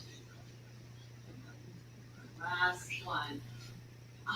Like read through it and then got to the Chromebook part and not really sure why that's necessary, but it's not a technology thing, it's naming rights to the stadium or football field, and I don't know, I don't want to see any Chromebooks like with a bunch of logos on them, and then, you know. Yep, we simply saw that as a marketing opportunity for the students, and if that is a point of contention, by all means, we can just strike that. It's just a question, I would love to have that strike. Not an issue. Struck. Strike it. So that Who would are be, our English teachers in? I wasn't gonna say it. And then, like, has Luke, you said that you have everybody, like, has our Luke, we gonna look at this too? So I think the 4-year term is about right. I think this first came up when Mr. Arthur was superintendent, if my recollection is correct. One of the other partners at our firm was involved at that point. I'd have to check with David. I assume that the agreement is roughly similar to what was hashed out then. So we may have already done that work. I was digging on my email, but it's long ago that it's not letting me pull that up with search terms. So I'm gonna have to dig through our hard files to see what exactly we did. But I'd be happy to review it. And we actually had Chapman and Cutler, which is our bonding attorneys, take a look at this because there was some question at the beginning of this agreement, whether this could affect the tax exempt status of the bonds for the field house, which it does not. We've established that through Cunningham and Butler, Chapman and Cutler. Chapman and Cutler. So they've taken a look at this, and so they're comfortable with what's in there. Now, we're not getting the F&M sign they took down on Main Street. We're not getting a huge sign. no, You you got just, the logo. That's why they took it down. Yes, it's a nice. I like it. thank you. So yeah, we will update the second reading. Thank you. Great, any other questions? It's the longest conversation that we've had about place over there. It's better name than what you made. Yeah. All right, what fund is this $25,000 going to? Fund 60 or Fund 20, you go in either one. So Fund 20 is your operation and maintenance, Fund 60 is your site facilities. Okay. Our policy says it has to go into Your junior partner and I. well, that line is too much. I have it written down, but I won't find it. Which funds are 20 and 60? Operation and maintenance at facility site. And then also on exhibit 1, not all 25,000 will go into there because there's a list of organizations that will still continue to receive donations. That's part of the problem, what the policy says.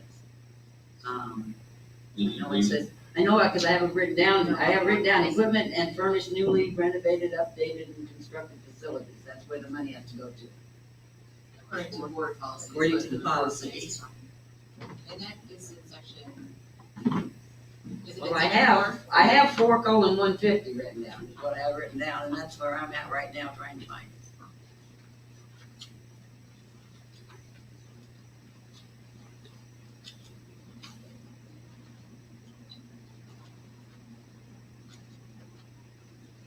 Okay, here it is, number 7, halfway through. Net proceeds. The board, the Board of Education may enter into agreements. Well, maybe this doesn't apply though.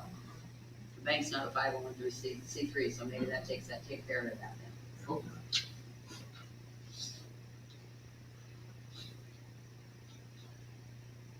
Okay, I think that takes care of it. I just missed that when I first read it, yeah.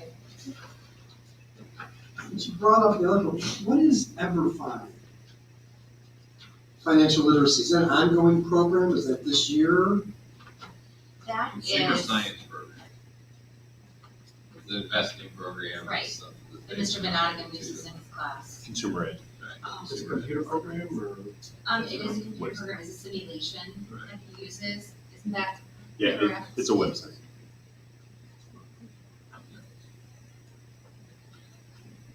Financial literacy program. Okay. Any other questions? Great. Thanks, Doug. Thank you for coming here. Okay, next item is. No, I just wrote this, I didn't write something down. Sorry. Too many things going on in my head. Next is consider approval of the 2018-2019 school year calendar, Dr. Asplin. I imagine this is whatever. Thank you. So obviously, there's been a lot of discussion about the changes to this year's potential calendar. You'll see that calendar before you is somewhat of a radical departure from what we've had in the past. So obviously, we welcome any discussion. You'll see that we would start school significantly later, which would necessitate ending first semester after winter break. And then there was no spring break in there. I think those are the big issues. And then the third one is that instead of putting the 5 emergency days at the end of the year, adding them to the last 5 Fridays. I think that highlights the big changes, other than maybe the Wednesday before Thanksgiving. That seemed popular. I think that's about it. Obviously, we can take that discussion. Just a second, member people. So I will just say that we won't actually be approving this because this is actually first read. So Correct. This is our first discussion about this, and this will come back to us at a later date. So I just wanted to clarify that. I want to clarify something else, because we already also did a other good rumor. Does the school start times change at all? That's one question. School start times? Right. Not as part of this. Right. Yeah, just making sure, because that's a, something like that asked about, so just making sure. We've got enough to do. Right. Yeah. I agree, I just want to knock that one out, so. That wasn't on the list yet. The plan shift working. Well, I think we always look at anything like that. I mean, I think there's definitely some research out there that will tell you that, elementary students can enter earlier start than high school students. That discussion. Waiting for the bus in the dark is not a lot of fun. No, if we're gonna do that, that's gonna be a big. Just making sure. Yes. Just making sure, that's it, clarification. No. Right. So Absolutely this not. is purely discussion today. Yes. I've got a lot of email about this. It's like asking for money during the presidential election. I was impressed with the number of high school students that were able to email me today regarding the topic this month.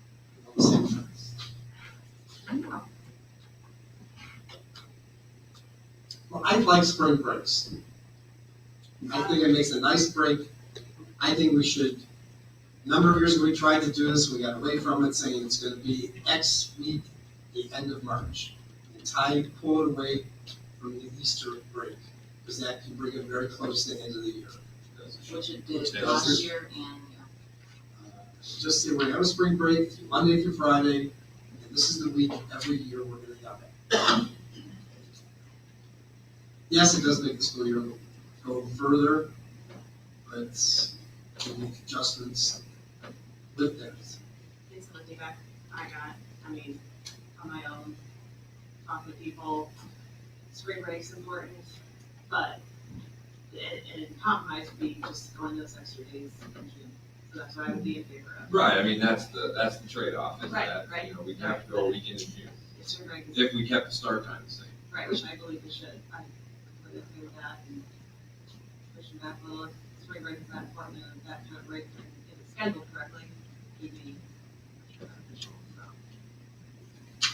so. I did take note of the concern for making sure that the quarters have the same amount of days as someone who works at college. We're going through that right now because of our schedule. One of our quarters actually had fewer instruction days than the other quarters, and it can be challenging. So whatever we land on, I'd like. And this calendar does, as presented. I think it's the second calendar. Yeah, and that we didn't wasn't- put that all the out adjustments because. were in. Okay, yeah, so the adjustments. And just so everybody knows too, we try to make the third quarter a little bit longer because of protest.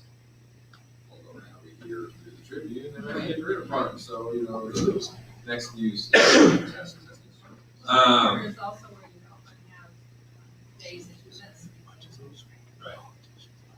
Right. So, but you know, typically that's when you're doing the calendar, you try to work enough. I had an opportunity to talk to teachers who have worked in our district and who now work in other districts that don't have a spring break. And they thought it would be a challenge, but they've actually made the adjustment and appreciate the 4-day weeks in May because they actually feel, they feel energized knowing that looking forward to that time and it's kind of shorter. It actually, they felt the opposite of some of the concerns that we had listed. I'm always challenged. I don't know if challenged is the right word. I would like to see that this is a better way to put it. I would like to see if we have data or assessment rather than just anecdotal information regarding splitting the term up over winter break. I mean, my child is currently at college and they split their term up over the winter break, right? So he had half of his winter term before the holiday and half of it after. I mean, so I appreciate anecdotes, it's qualitative data, but I also want some quantitative data to go with it. How do we know the students don't learn that well? I don't want my break having to work too, but I mean, realistically,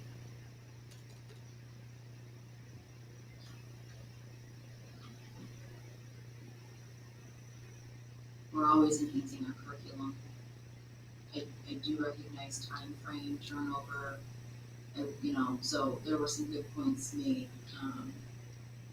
It was very interesting to note, just from my perspective, that during the community engagement meetings, the number one concern that we had was about the heat in the buildings. And so in looking at the calendar and looking at ways to maybe alleviate that by starting later in August, it seemed to be the quickest thing that people said I can live with. So I just wanted to put that out there. So if parents or families or community members have questions about, if we keep the calendar under its current structure and they say, well, why aren't we moving the dates back because of the heat in the buildings, that we've overwhelmingly heard that that was a sacrifice that folks were willing to make. Along with that, there's several things I think so far as starting at keeping it at the current time. I know one of the things mentioned that the later start was that we lose so many children that are in the Chicago area that don't come. They're still gonna miss because we're still at school in August. And I think if we start in September, they still probably miss a couple of days. So, and I don't know how many children that affects, I don't know. And my question would be is there attendance also affected by spring break and things like that? Do you know? Do we lose on attendance that way? Because we're not in line with them on that either. So we're gonna lose them there as well. Overwhelmingly, the high school and Churchill are wanting us to continue and to end the break. And I don't think the argument that whether the children can retain that over 2 weeks and whether they do this or they do that, but I do think you really need to look at the mental aspect of that. The fact that most colleges do it that way. They end it, at Christmas, before Christmas break. We're trying to get these kids ready, to what they're going to go on to. And I think it truly is a break and brings people back, kind of gives them that room to come back and get started again when they don't have that stuff hanging over their heads while they're supposedly on vacation. I don't know. The spring break, I think, is important as well, but I think we'll have families that'll do it regardless of whether we have a break or not. So, but I do think when we had that discussion and we changed to that was so important because of the AP classes and different things that it seemed to be really make a big difference in their program. That point of view doesn't matter to the elementary kids so far as what they're doing in their classes and stuff like that. And I'm not sure if I appreciate it, but from all the feedback that I've gotten, it seems to be really, really important to the at least Churchill and Lombard, or not Lombard, Churchill and the high school folks who do it. They're the ones teaching it. They're the ones with the kids. They're the ones that see how energized they are when they come back and it's actually been a break and a new semester and everything. So I think we need to, maybe reconsider that. We're not going to ever get past the heat until we get to the point where we have all air conditioned buildings. It's always going to be an issue. Oh, I don't disagree, Member Banks. I just wanted to make sure that the community was aware. Yeah. Because, that was one of the things that we overwhelmingly heard, and I also don't want that stakeholder to come back to us and say, well, you didn't listen to us, right? So I think that needs to be part of the conversation as well. They are all good points. I want us to operate off of data that we know, growth, and all of that. Because yes, I recognize that the high school has a lot writing on it, but that is a third of our population compared to the 2/3 that are outside of that building. And then I will also say, as far as the Churchill, the spring break thing for me, I will just say on a personal note, is a challenge for me because when we offer an opportunity to one middle school but not another, I would be interested if we're going to keep a spring break so that Churchill students can go to Washington, D.C., that we look at considering how to implement that program or allow students at Lombard to participate in that, because I just don't think that it's fair that we're going to keep, that an argument for keeping a spring break is so that the Churchill students can go to Washington, D.C. It's a great opportunity, but why haven't we thought of, as a district, to incorporate that or to collaborate so that our students are able to take part in that opportunity as well? Any comments? Member Lazarevich? I would love to be able to start school.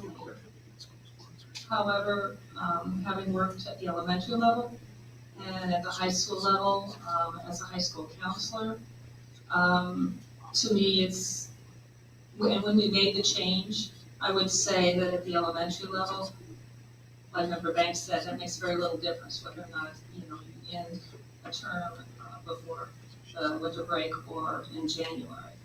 But, you know, and I don't have data. You know, I just know what I lived at that point in time. And I know that when we would end a term or the semester, and that was back when we were blocking, when we would end a semester in January, and then the teachers would have to get failures in, and changes would have to be made to schedules, and having to do that, try to do as much as we could all in one weekend, so the kids were ready to go the following Monday to start a new term or a new semester, was real problematic. We also have the issue, and I know you've all read the emails in the comments about, you know, we have the GABC, we've got kids who are going to, you know, start college courses. The teachers have always been very willing to make arrangements to do exams early and so forth, so that students are able to do that. But I still think those are issues. I think the making the break and having that break free of, and everybody feeling like it's a true break, and giving the teachers an opportunity and more time to go ahead and prepare for the third term or the next. And in most cases, it's going to be a completely different class for them.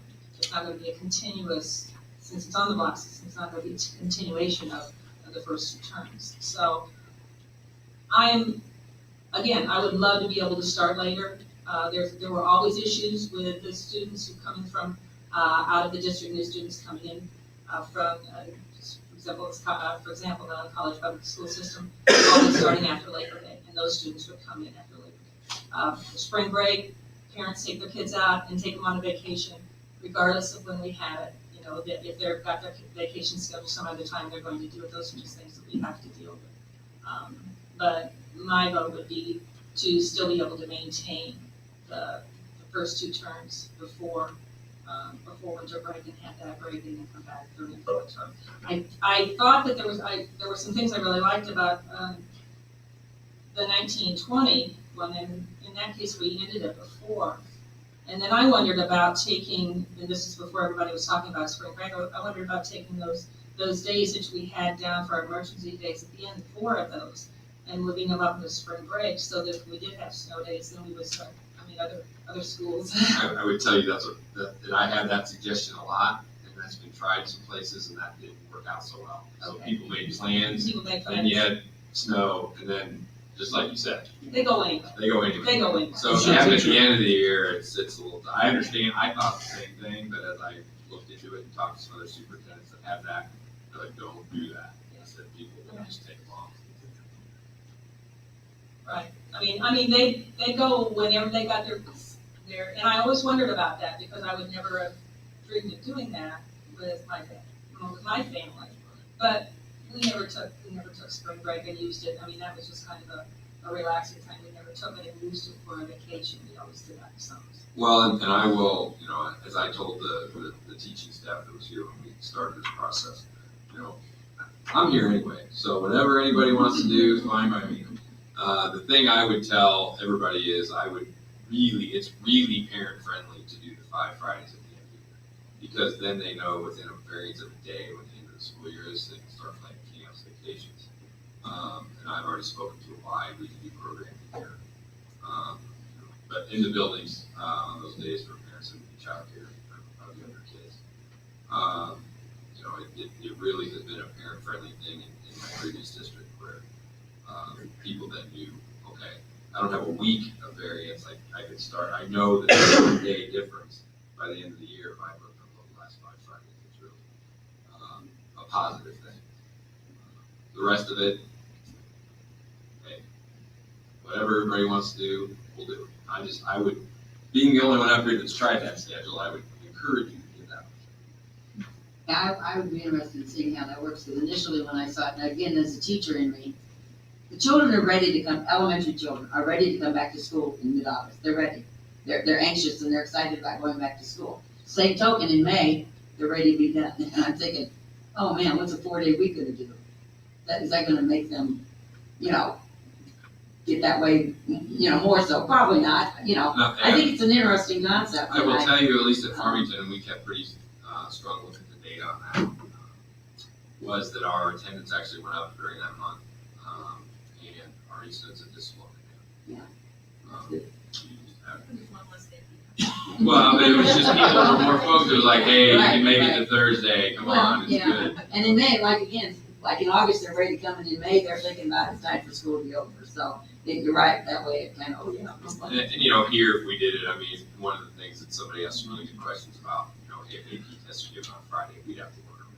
Yeah. We'd have to get people to come in prior, but I mean, I don't think that's. Yeah, something like that. Might be nice for it to be quiet in the building, so.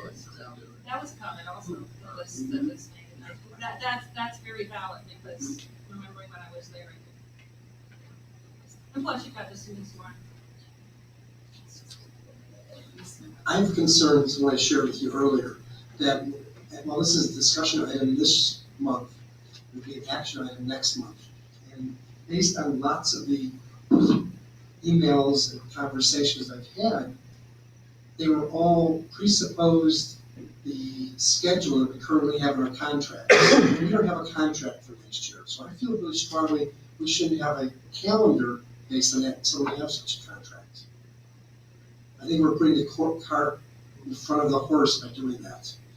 Well, and because you brought that to our attention, Member Lanes, Dr. Aslan actually looked into when we must have a calendar. June 15th. Just always behind, always behind, every year. So we know how Member Pickle feels. Well, everybody else has to find daycare and find things, and frustrating.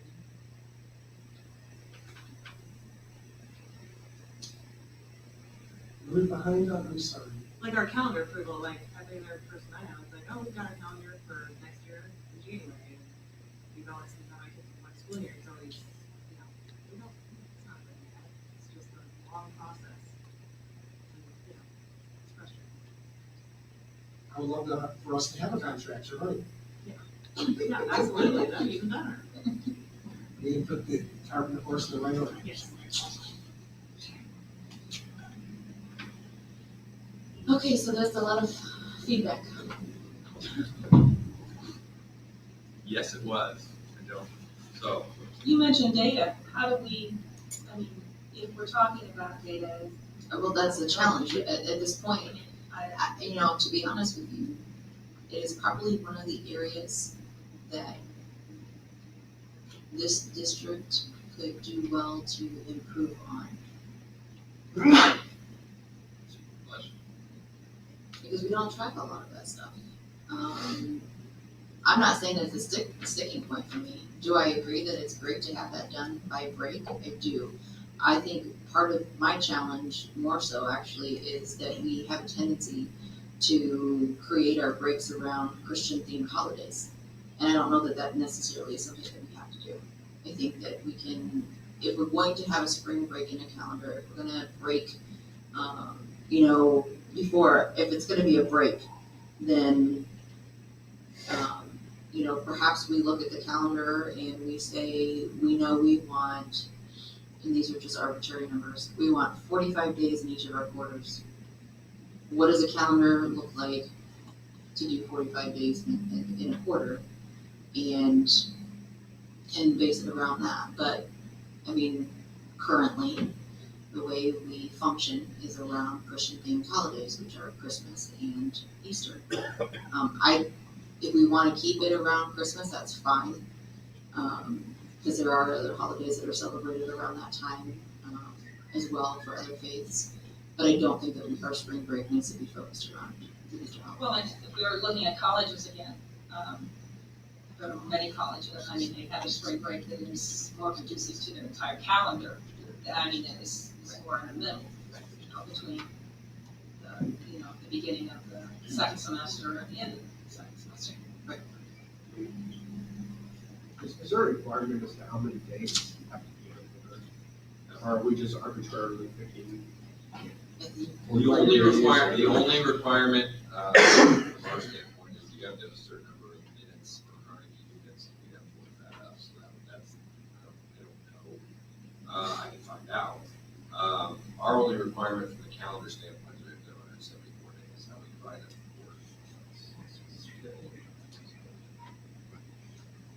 We have to have 185 actually on our calendar. You have to have 5 emergency days. You have to have certain number. You have 2 teacher conference days. You have to have teachers institute days. All those things. So 174 student contact. I think with that in mind, you would want to structure a calendar so that your educational quarters are equitable. We're pretty close to They the are, one that they're almost identical. If we're getting, we could in their semesters rather than hourly.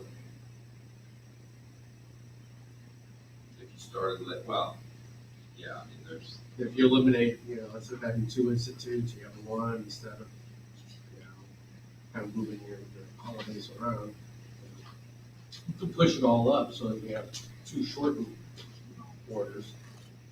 The problem with that Too in longer the quarters at 4 the end block. of the year. Yeah. I don't know if it's, That if it's, gets I'm not tough an with educator, driver's I ed, just, that gets tough with some other things, that becomes problematic.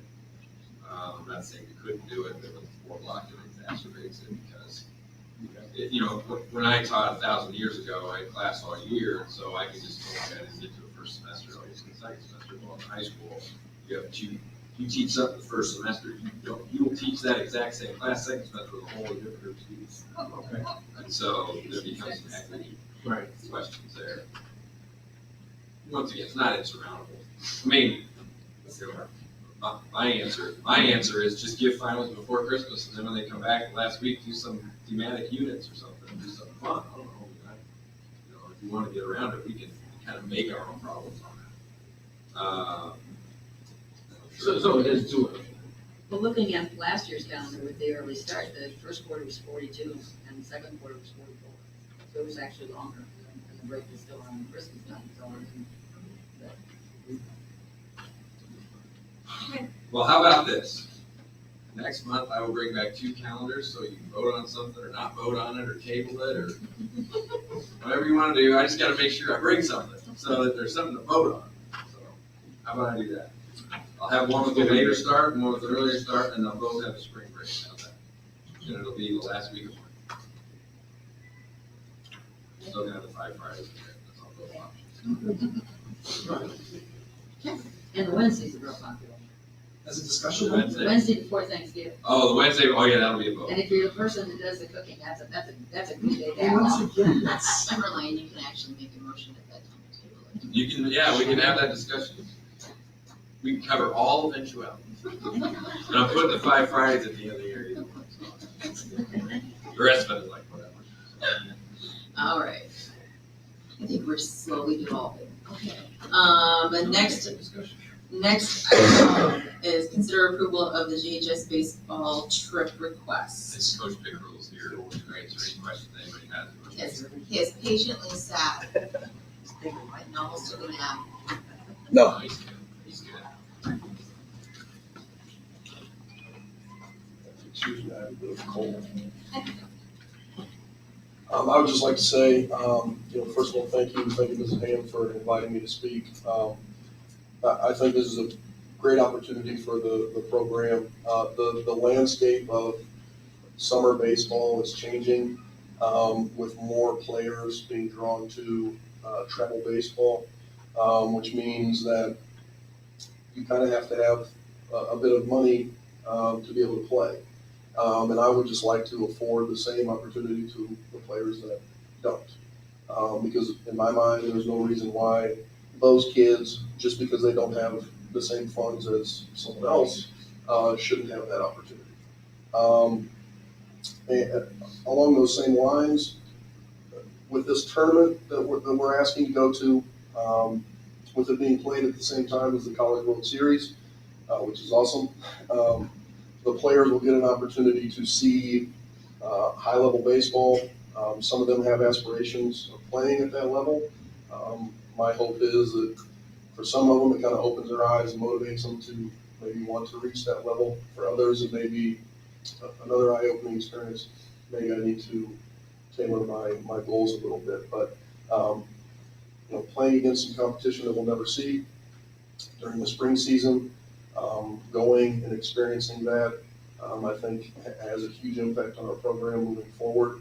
It's one of the things when I took over, was hired in last May, that it was one of my goals to strengthen the summer program. Currently we play one of the area schools, which are smaller. That goes well for them playing against us, but it doesn't necessarily do well for us in terms of trying to develop and get better. And so this is a step in that direction. Two questions. Mm-hmm. How many games do you project having to play? You're guaranteed 4 games, obviously weather permitting, and there may be a chance that you could get more than that if you win. If the weather is not, doesn't allow you to get any games in, there is a refund, but obviously just like any tournament you would be in, you wouldn't get your full entry fee back. So at least 4 games. Yes. And what means of transportation? Just like we used last summer, it would be, right, it would be just the players getting themselves out there. So that would be either carpooling with myself or other coaches that are going, or there's always parents with minivans that are more than happy to take some players out there with them. So the funds you've raised, none that goes toward transportation? No. Yeah, correct, yeah. So that's what this money's for. Yeah, you get. The funds you raise are for what, just so everybody understands? The funds in the past, they've always taken trips to Disney like every other year, and that's a lot of money for one trip, done and over with. And my thought was, well, if I can maybe kind of reinvest that money and spread it out over, the summertime, and then we can have, more of an opportunity to play at other places, other tournaments where the kids are getting exposure to a high level of play, and college coaches. That would be my goal. So that is ultimately the goal of our fundraising efforts, is to be able to afford to go and play in these tournaments. I guess I don't understand what you just said. So the You're students talking about don't have there's Omaha trip and there's also summer trips then? This trip is in the summer. Yes. Yeah, This June, is the summer okay. trip. And This is- by board policy, by board policy, the board needs to approve this. I think it's great, I think the fundraising efforts will be great, for really crazy people and money, I'm It's sure. awesome. You did a great job, I think it's excellent, that you're trying to get more names and not just the trip, so I think it's excellent. Good luck. I also think it's a really great idea, but I'm still trying to figure out what the $2,000 is gonna pay. Well, the $2,000 is an entry fee. It would be an overnight stay. So if we were there for 3 days, I want to be able to pay for the night stay for the players. And also if we were to go to the games, the College World Series games, we would have to pay for the tickets. Okay, So I read this wrong, Right. because I'm looking at this and I thought, you raised all of this money, what do we even need this for? I got you, okay. Right. Thank you. So yeah, just asking for permission to actually go. Since it's policies moving forward. I think it's a great idea. I'm jealous, but I was gonna say something along the same lines, and I'm gonna try, and I'm already feeling.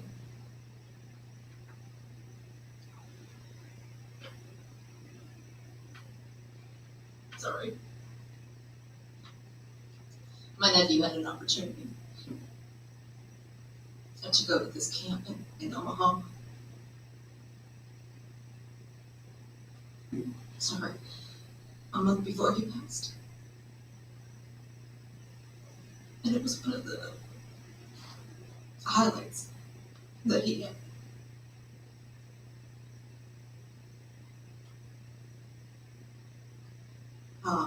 For those who might not be familiar with the baseball world, this is a pretty big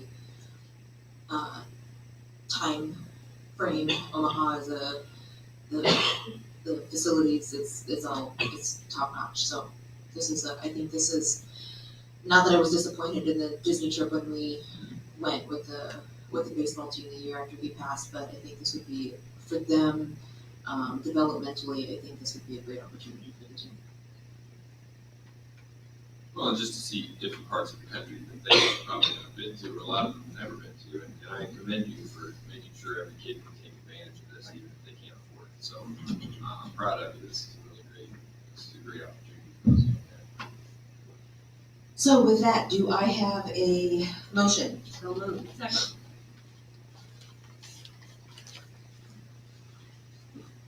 Johnson, Miss Boone. Thanks. Aye. Ms. Roaches? Aye. Passage? Yes. Lyon? Yes. Pickrell? Sure. Aye. Thanks, Coach. Okay, next on our agenda, the boundary study discussion. Mrs. Pam. Okay, so everyone has been long awaiting our boundary study. Unfortunately, the person who I think has been most looking forward to it is ill tonight, which is Mr. Statham, so. Full-blown presentations next month, so we'll Yeah. get him help. So I have with me tonight, Mrs. Earp, where are you at, Mrs. Earp? Oh, she's right back there, sorry. Paulette has done a tremendous amount of work to get the software ready to move forward in terms of us really being able to look at our boundaries and look at how we can more equitably divide our students among the district. So tonight, I'm just gonna show you a couple slides. I'm gonna go through kind of the purpose of the software and just show you some really brief pictures. It's gonna get everybody excited just to see like the power and the potential use that we have of this software. And then later on this month, on the 27th of February, Member Banks and Member Sherby have agreed to serve as 2 board members to come in and sit with us for about a 3-hour block of time to go through these various factors and see if we can come up with scenarios that we can bring back to the board in March for options of potential boundary changes for next year to make the sizes of the buildings more equitable. So, as you know, the software is called 5Maps. 5Maps is an advanced mapping software tool that provides insight by loading location data into a really simple and interactive map. And we are not going to see the live version of it, but it is very, very simple to use. Just simply because of technical issues, we didn't want to log on and take a lot of time. But it's wonderful. It evaluates your boundaries and your service zones. So you'll see that we have all of our elementary maps. We'll have Lombard and Churchill on there as well. I don't have examples of Lombard and Churchill tonight. But you can see exactly where every student is. And then a slide that we'll be looking at here in a moment shows all the different capabilities in terms of narrowing down groups of students. So we didn't just want to see where a student goes to school. We wanted to see where their home school was. We wanted to see where their serving school was. We wanted to see the number of free and reduced students that are within that school boundary at this time. So there's lots of capabilities. And it will also help us to determine where our trends in terms of student achievement are going and how we can potentially bring programs to different schools in the future. Okay, this is very difficult to see, so I apologize. This is a list of all the criteria that we pulled from Skyward to be able to basically filter in various manners throughout this process. So we're going to be able to filter based on absences, birth date, their location, whether they're an EL student, their home school versus serving school because we have so much overflow. We have the park data in here, so park scores. So let's say that we want to take a look at all of our students that exceeded in park EL because we want to do a gifted program. We could sort by that and we could see which schools have those scores and which maybe a gifted program would be best suited for. Same way if we have students that aren't achieving possibly in park that we want to do a summer reading program, we can sort by that data as well. We're also uploading all of our Scantron scores for our local assessment data. And we have our SIS numbers, student grade levels, birth dates, pretty much any combination of how we want to identify and really look at where our students are on our map. We can do that with this software. This is an example of, it's difficult to see, I understand that. And when you start to play with it and it's more an interactive version, these dots that you see actually represent individual students.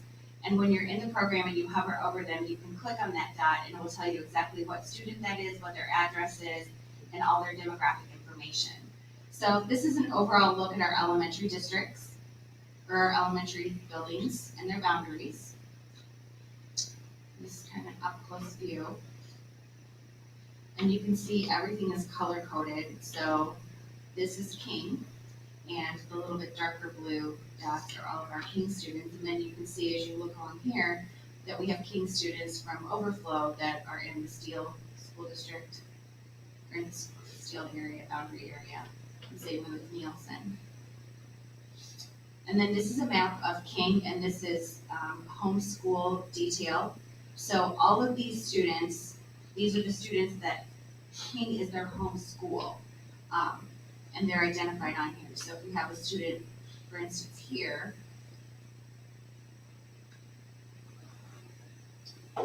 King is their home school, but they're currently in the Nielsen serving area. And then, sorry, that's homeschool. This was serving school, so this is a school they're actually attending. And then I put the two slides together. So this is homeschool versus serving school, and you can see the distribution of students is different. And so our next steps, I mean, there's literally thousands of configurations that you can go through. As I mentioned, Member Banks and Member Shirley will be joining us on February 27th to look at the current boundaries.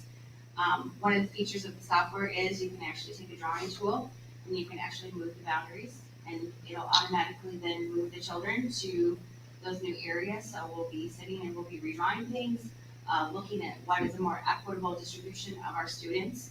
And then hopefully we'll be bringing back some recommendations to the board on March 12th so that we can take a look and have some options for you on what potential boundaries will be.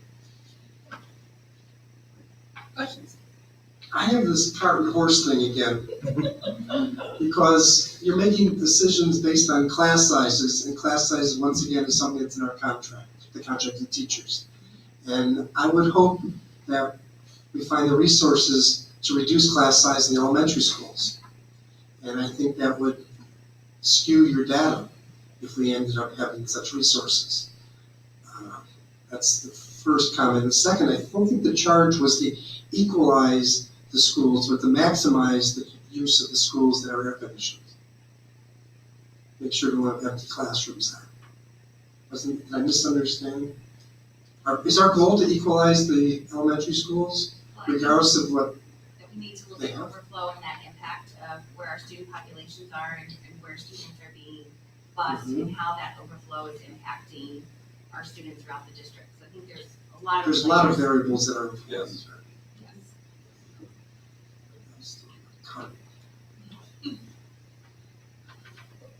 On the cart of the horse, but I would also remind everyone that we were tasked back in November to make sure we brought this forward. Yeah, So we need to do it. we are doing what we were asked to do. But I hope we're not presupposing a number that we may not have as a number down the road. Well, the nice thing about 5 maps is if there is a change there, we can quickly, in real time, make that change live on the map, and see what happens. So we know, we're at, there are some contractual encumbrances or whatever determinations that are going to impact our decision, and we aren't negotiating a contract. There's a lot of moving parts going on, so this will be data that we can decide to act upon or table once again, or I want us to take action. right. I agree, but we'll have any number of options. Thank you. Questions or comments? Okay. We will move to consider the approval of the transportation services agreement. Mrs. Hino. We have before you tonight an agreement with First Student to extend our contract for 1 year while we explore some of the things that Member Lyon has brought up in terms of enrollment, in terms of building usage, in terms of what we're going to do with our facilities moving forward, because there are a lot of unknowns in terms of that, and transportation is highly affected by that. We approached First Student about an extension of their contract until we can get some of those answers, and that's what's before you tonight. It represents a 5% increase from this year's fees from First per student, and I can answer any questions, or Paulette's here as well. We have a couple of folks from per student here as well. Okay. Move to, Motion. I move to accept. Second. Questions? Can I have a clarification of what midday special education transportation is? These are students who don't attend the full day, is that what that is? Yes, and then also we have Bright Futures. Do you want to? That's a separate contract, that's fine. Yeah, Bright Futures is separate. The midday is like, students that only go for half a day, get out early. But then it says flat rate per pupil, then it says $54 per run, per bus. So is it by child or by the bus? And it's saying both. If there's just one student, it's the, It's a minimum charge. yeah, the minimum. Okay, so we can have 5 students, it's gonna be $220.55. $260, sorry. It's still $54 regardless of the number of students. Say that again, I'm sorry. There's a minimum charge of $54.11. Right. Or $56.82 for next year. If there are 2 students, it's still that charge, correct? Yes. It only goes above that if you exceed that $56, because it's per student charge. Wait a minute, it's per run or per student? You just told me it's per Well, run. no, there's a minimum charge of $56. So if you only have 2 students, your charge is $56. If you have more than that, so if it's $8, I don't have it right in front of me. It Doesn't show say. on here. It's either flat rate or a run rate. You tell me it's neither, it's both. Am I confused here? No, the concern is, yeah, it's not shown on here, so the bus is $54, but once it hits a certain number of students, then that's the number we don't have on here, is what the number of students is. The second question on the preschool transportation, does this include a monitor? Or is the monitor in addition to these costs? And what's the cost for that? Doesn't show that either. I don't think this is well done. The monitors aren't in there more. They're at the bottom. They're at the bottom, supplemental transportation.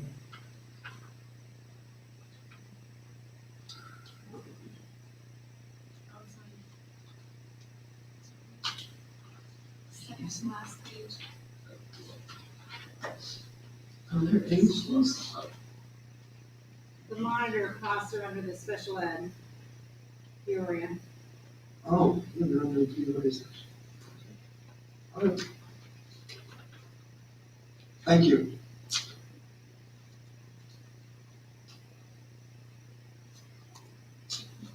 Any other questions?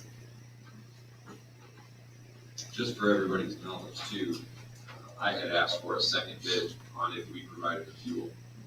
And a second bid was provided and it was substantially lower. However, when we factored in the fuel charge, it was gonna be an aggregate of a bigger number. So we went with this bid. Because, yeah, this was, it ended up being not a lot different, but it was less. So, and that was based on some risk that we were gonna take on. So it was probably better after take it for work. Okay, if there's no other questions, Mrs. Boone? Passage? Yes. Lyon? Yes. Pickrell? Aye. Sherby? Thanks. Contes? Aye. Okay, next item, consider approval of revised job descriptions, Mr. Bradford. We had a meeting with the high school custodians last week to address some of the zones, to increase efficiencies and cleanliness of the building. It was a very productive meeting. They wanted to basically tweak some of the rooms and make some changes. They collaborated on that, and that's what you have according to the job descriptions were changed to reflect those different efficiencies in the zones of the high school.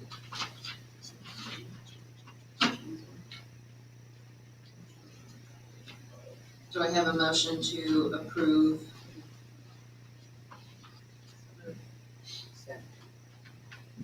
Any questions? Yes. If a custodian comes in at 2:30, and the school gets out at 3 o'clock. What time is it? 3 o'clock. Do they really mop bathrooms twice? The job description says they do. Is that a default and we just don't? I'm glad they have job descriptions. I would actually say depending on the activity that's happening in the building, it could be, yeah, it could very well be mopped twice. Their zone. That's true. Right, but it says that for all of the jobs. Okay. Just seems like. Okay. As long as it's mopped at the end of their shift, you know, they have to mop it once or twice depending on the activity. Needs to be cleaned.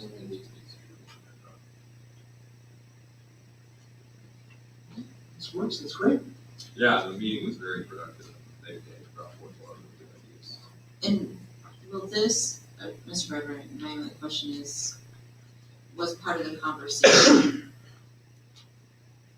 with this reconfiguration, part of it around the fact that there are so many activities and how they, like, my concern is, because I'm in a lot of the high school buildings a lot after hours for a variety of reasons, are the custodians communicated with about what the activities are so that then they're also making use of their time so that they know if there's an activity that's happening, that I need to adjust the way I'm going to clean this area based on what's going on in the evening. That was discussed during the meeting, which gyms, who's gonna help with certain gyms. Sometimes I think why call a split between custodians because of different activities. So yes, it was discussed. Okay, the reason I ask is because I've had opportunities to be in certain buildings and sometimes custodians aren't aware that there's gonna be an activity in that location. So how are the custodians communicated with about the activities that are occurring?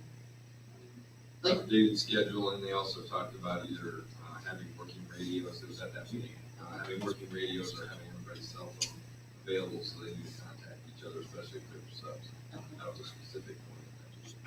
We're gonna have working radios for We don't have enough, and so that was, we are getting them. Yeah, that needs to be, that's the same. Yeah, we are getting them, but we made sure in the interim. And I also have to make sure those were either. But in the interim, to make sure that we have enough. They were making these cell numbers. Until we get them. and it's my understanding then that all of the community activities are also on the calendars, right? So the folks that are using our facilities for outside reasons like Y activities and things like that are also on those calendars. Yes, they're supposed to be notified of that. That's, I'm not gonna guarantee 100% that that's happening in every building, but something I can check on. I would appreciate that because it's not happening. Then one of these is the halftime position at Willard. So there's 2.5 custodians at Willard then? That's correct.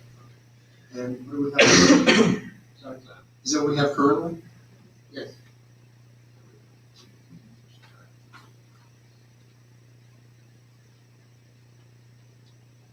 Any other questions? Mrs. Boone? Ian? Yes. Pickrell? Aye. Sharpie? Aye. Banks? Aye. Swanton? Aye. Lessonich? Aye.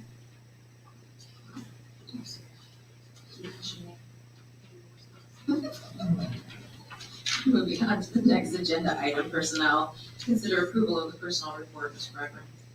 You have the personnel agenda before you.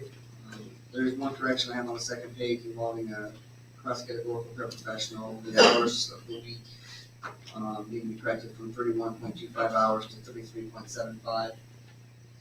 That's the only edit. Do you have particular questions? Is that under appointments on? It's under appointments, yeah, it's after, it's under resignation, termination, and then the next is appointments, it's a cross-categorical pair. Do I have a motion? So moved. Second. Any other additional questions? Meeting these new principals today? I don't think so. Really? Who's that? Welcome. Not, yeah, we voted. So. That's right. Great, of course, of course. One final interview? Please no. Any other questions? Mrs. Booth? Peckrell. Aye. Sharpie. Aye. Banks. Aye. Toronto. Aye. Paskevich. Aye. Lyon. Yes. And just like that, folks, you know, a mere 2 hours and 20 minutes later, we have met the almost end. Just 1 second. Yeah. Just so everybody knows, this is Amy Nielsen. She is the new principal at King Elementary. We're sorry that Joan is leaving, but welcome aboard, Amy. Amy has taught at Farmington for the last 11 years. You taught at Lombard, what year? 3 years. 3 years at Lombard. She's had a daughter that's a graduate of DHS. She has 2 students in the system still. All around by person. Great. I feel like it when our positions are filled. And our other candidate is presenting in Chicago at the student achievement. Yes, That's that's she'll be back. She'll be here now. she'll be here next month. Yes. Great. Okay, now, comments by the board. I'm gonna start on my left, Member Banks. I think I've made nothing. Other than I really do enjoy the school reports and seeing what all the schools are doing. Member Lyon. Well, I said a lot. This past Thursday evening, I went to GHS for the junior high production. And it's always nice to see kids performing, and the opportunity to do something different. But I sure would hope that in the future, they do it where they're homeschools. It's a big barn of a school, and they're little kids, and their bodies and voices all get lost in that big barn. And the principal should know what school it's going to be at. It'd be really nice. But it was a nice production. But it also gives them a taste of what it's like in high school, and, you know, there's some. But as an artistic activity, it was a terrible venue. Kids did a nice job. Alice at Wonderland, so we're. Member Leskovich. Member Sherpin. Member Victor. I have comments. I just wanted to, there's a lot going on in our district, and I wanted to highlight, and I actually mentioned to Dr. Asplin about the possibility of having some of the students that have reached some achievements in the last couple of weeks. We've had some, so it's the end of winter sports season. We do have a state qualifier for wrestling for the first time in a number of years. It's something that was elusive to my son, darn it, but very proud of Robert Castellano, and he'll be traveling to the University of Illinois at the end of this week at the state level. We had another sectional qualifier with that. We had 3 sectional qualifiers for bowling. It's my understanding that the men's swim team set some Western Big Six records this past week at their conference meet. So, you know, they're doing all of this on top of being students and on top of working and on top of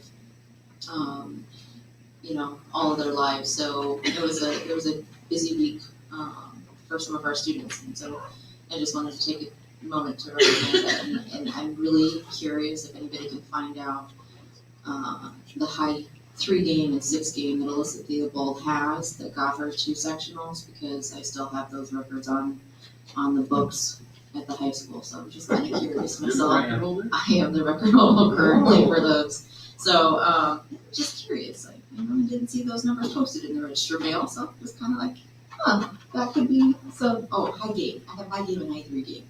Sorry. Anyway, all right, so now any future agenda items?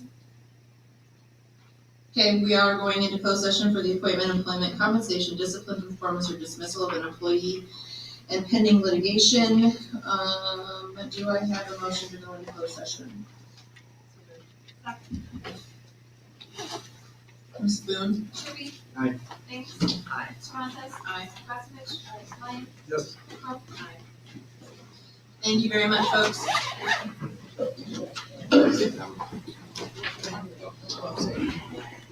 All right. Congratulations. Congratulations. Did you get my- Thank you.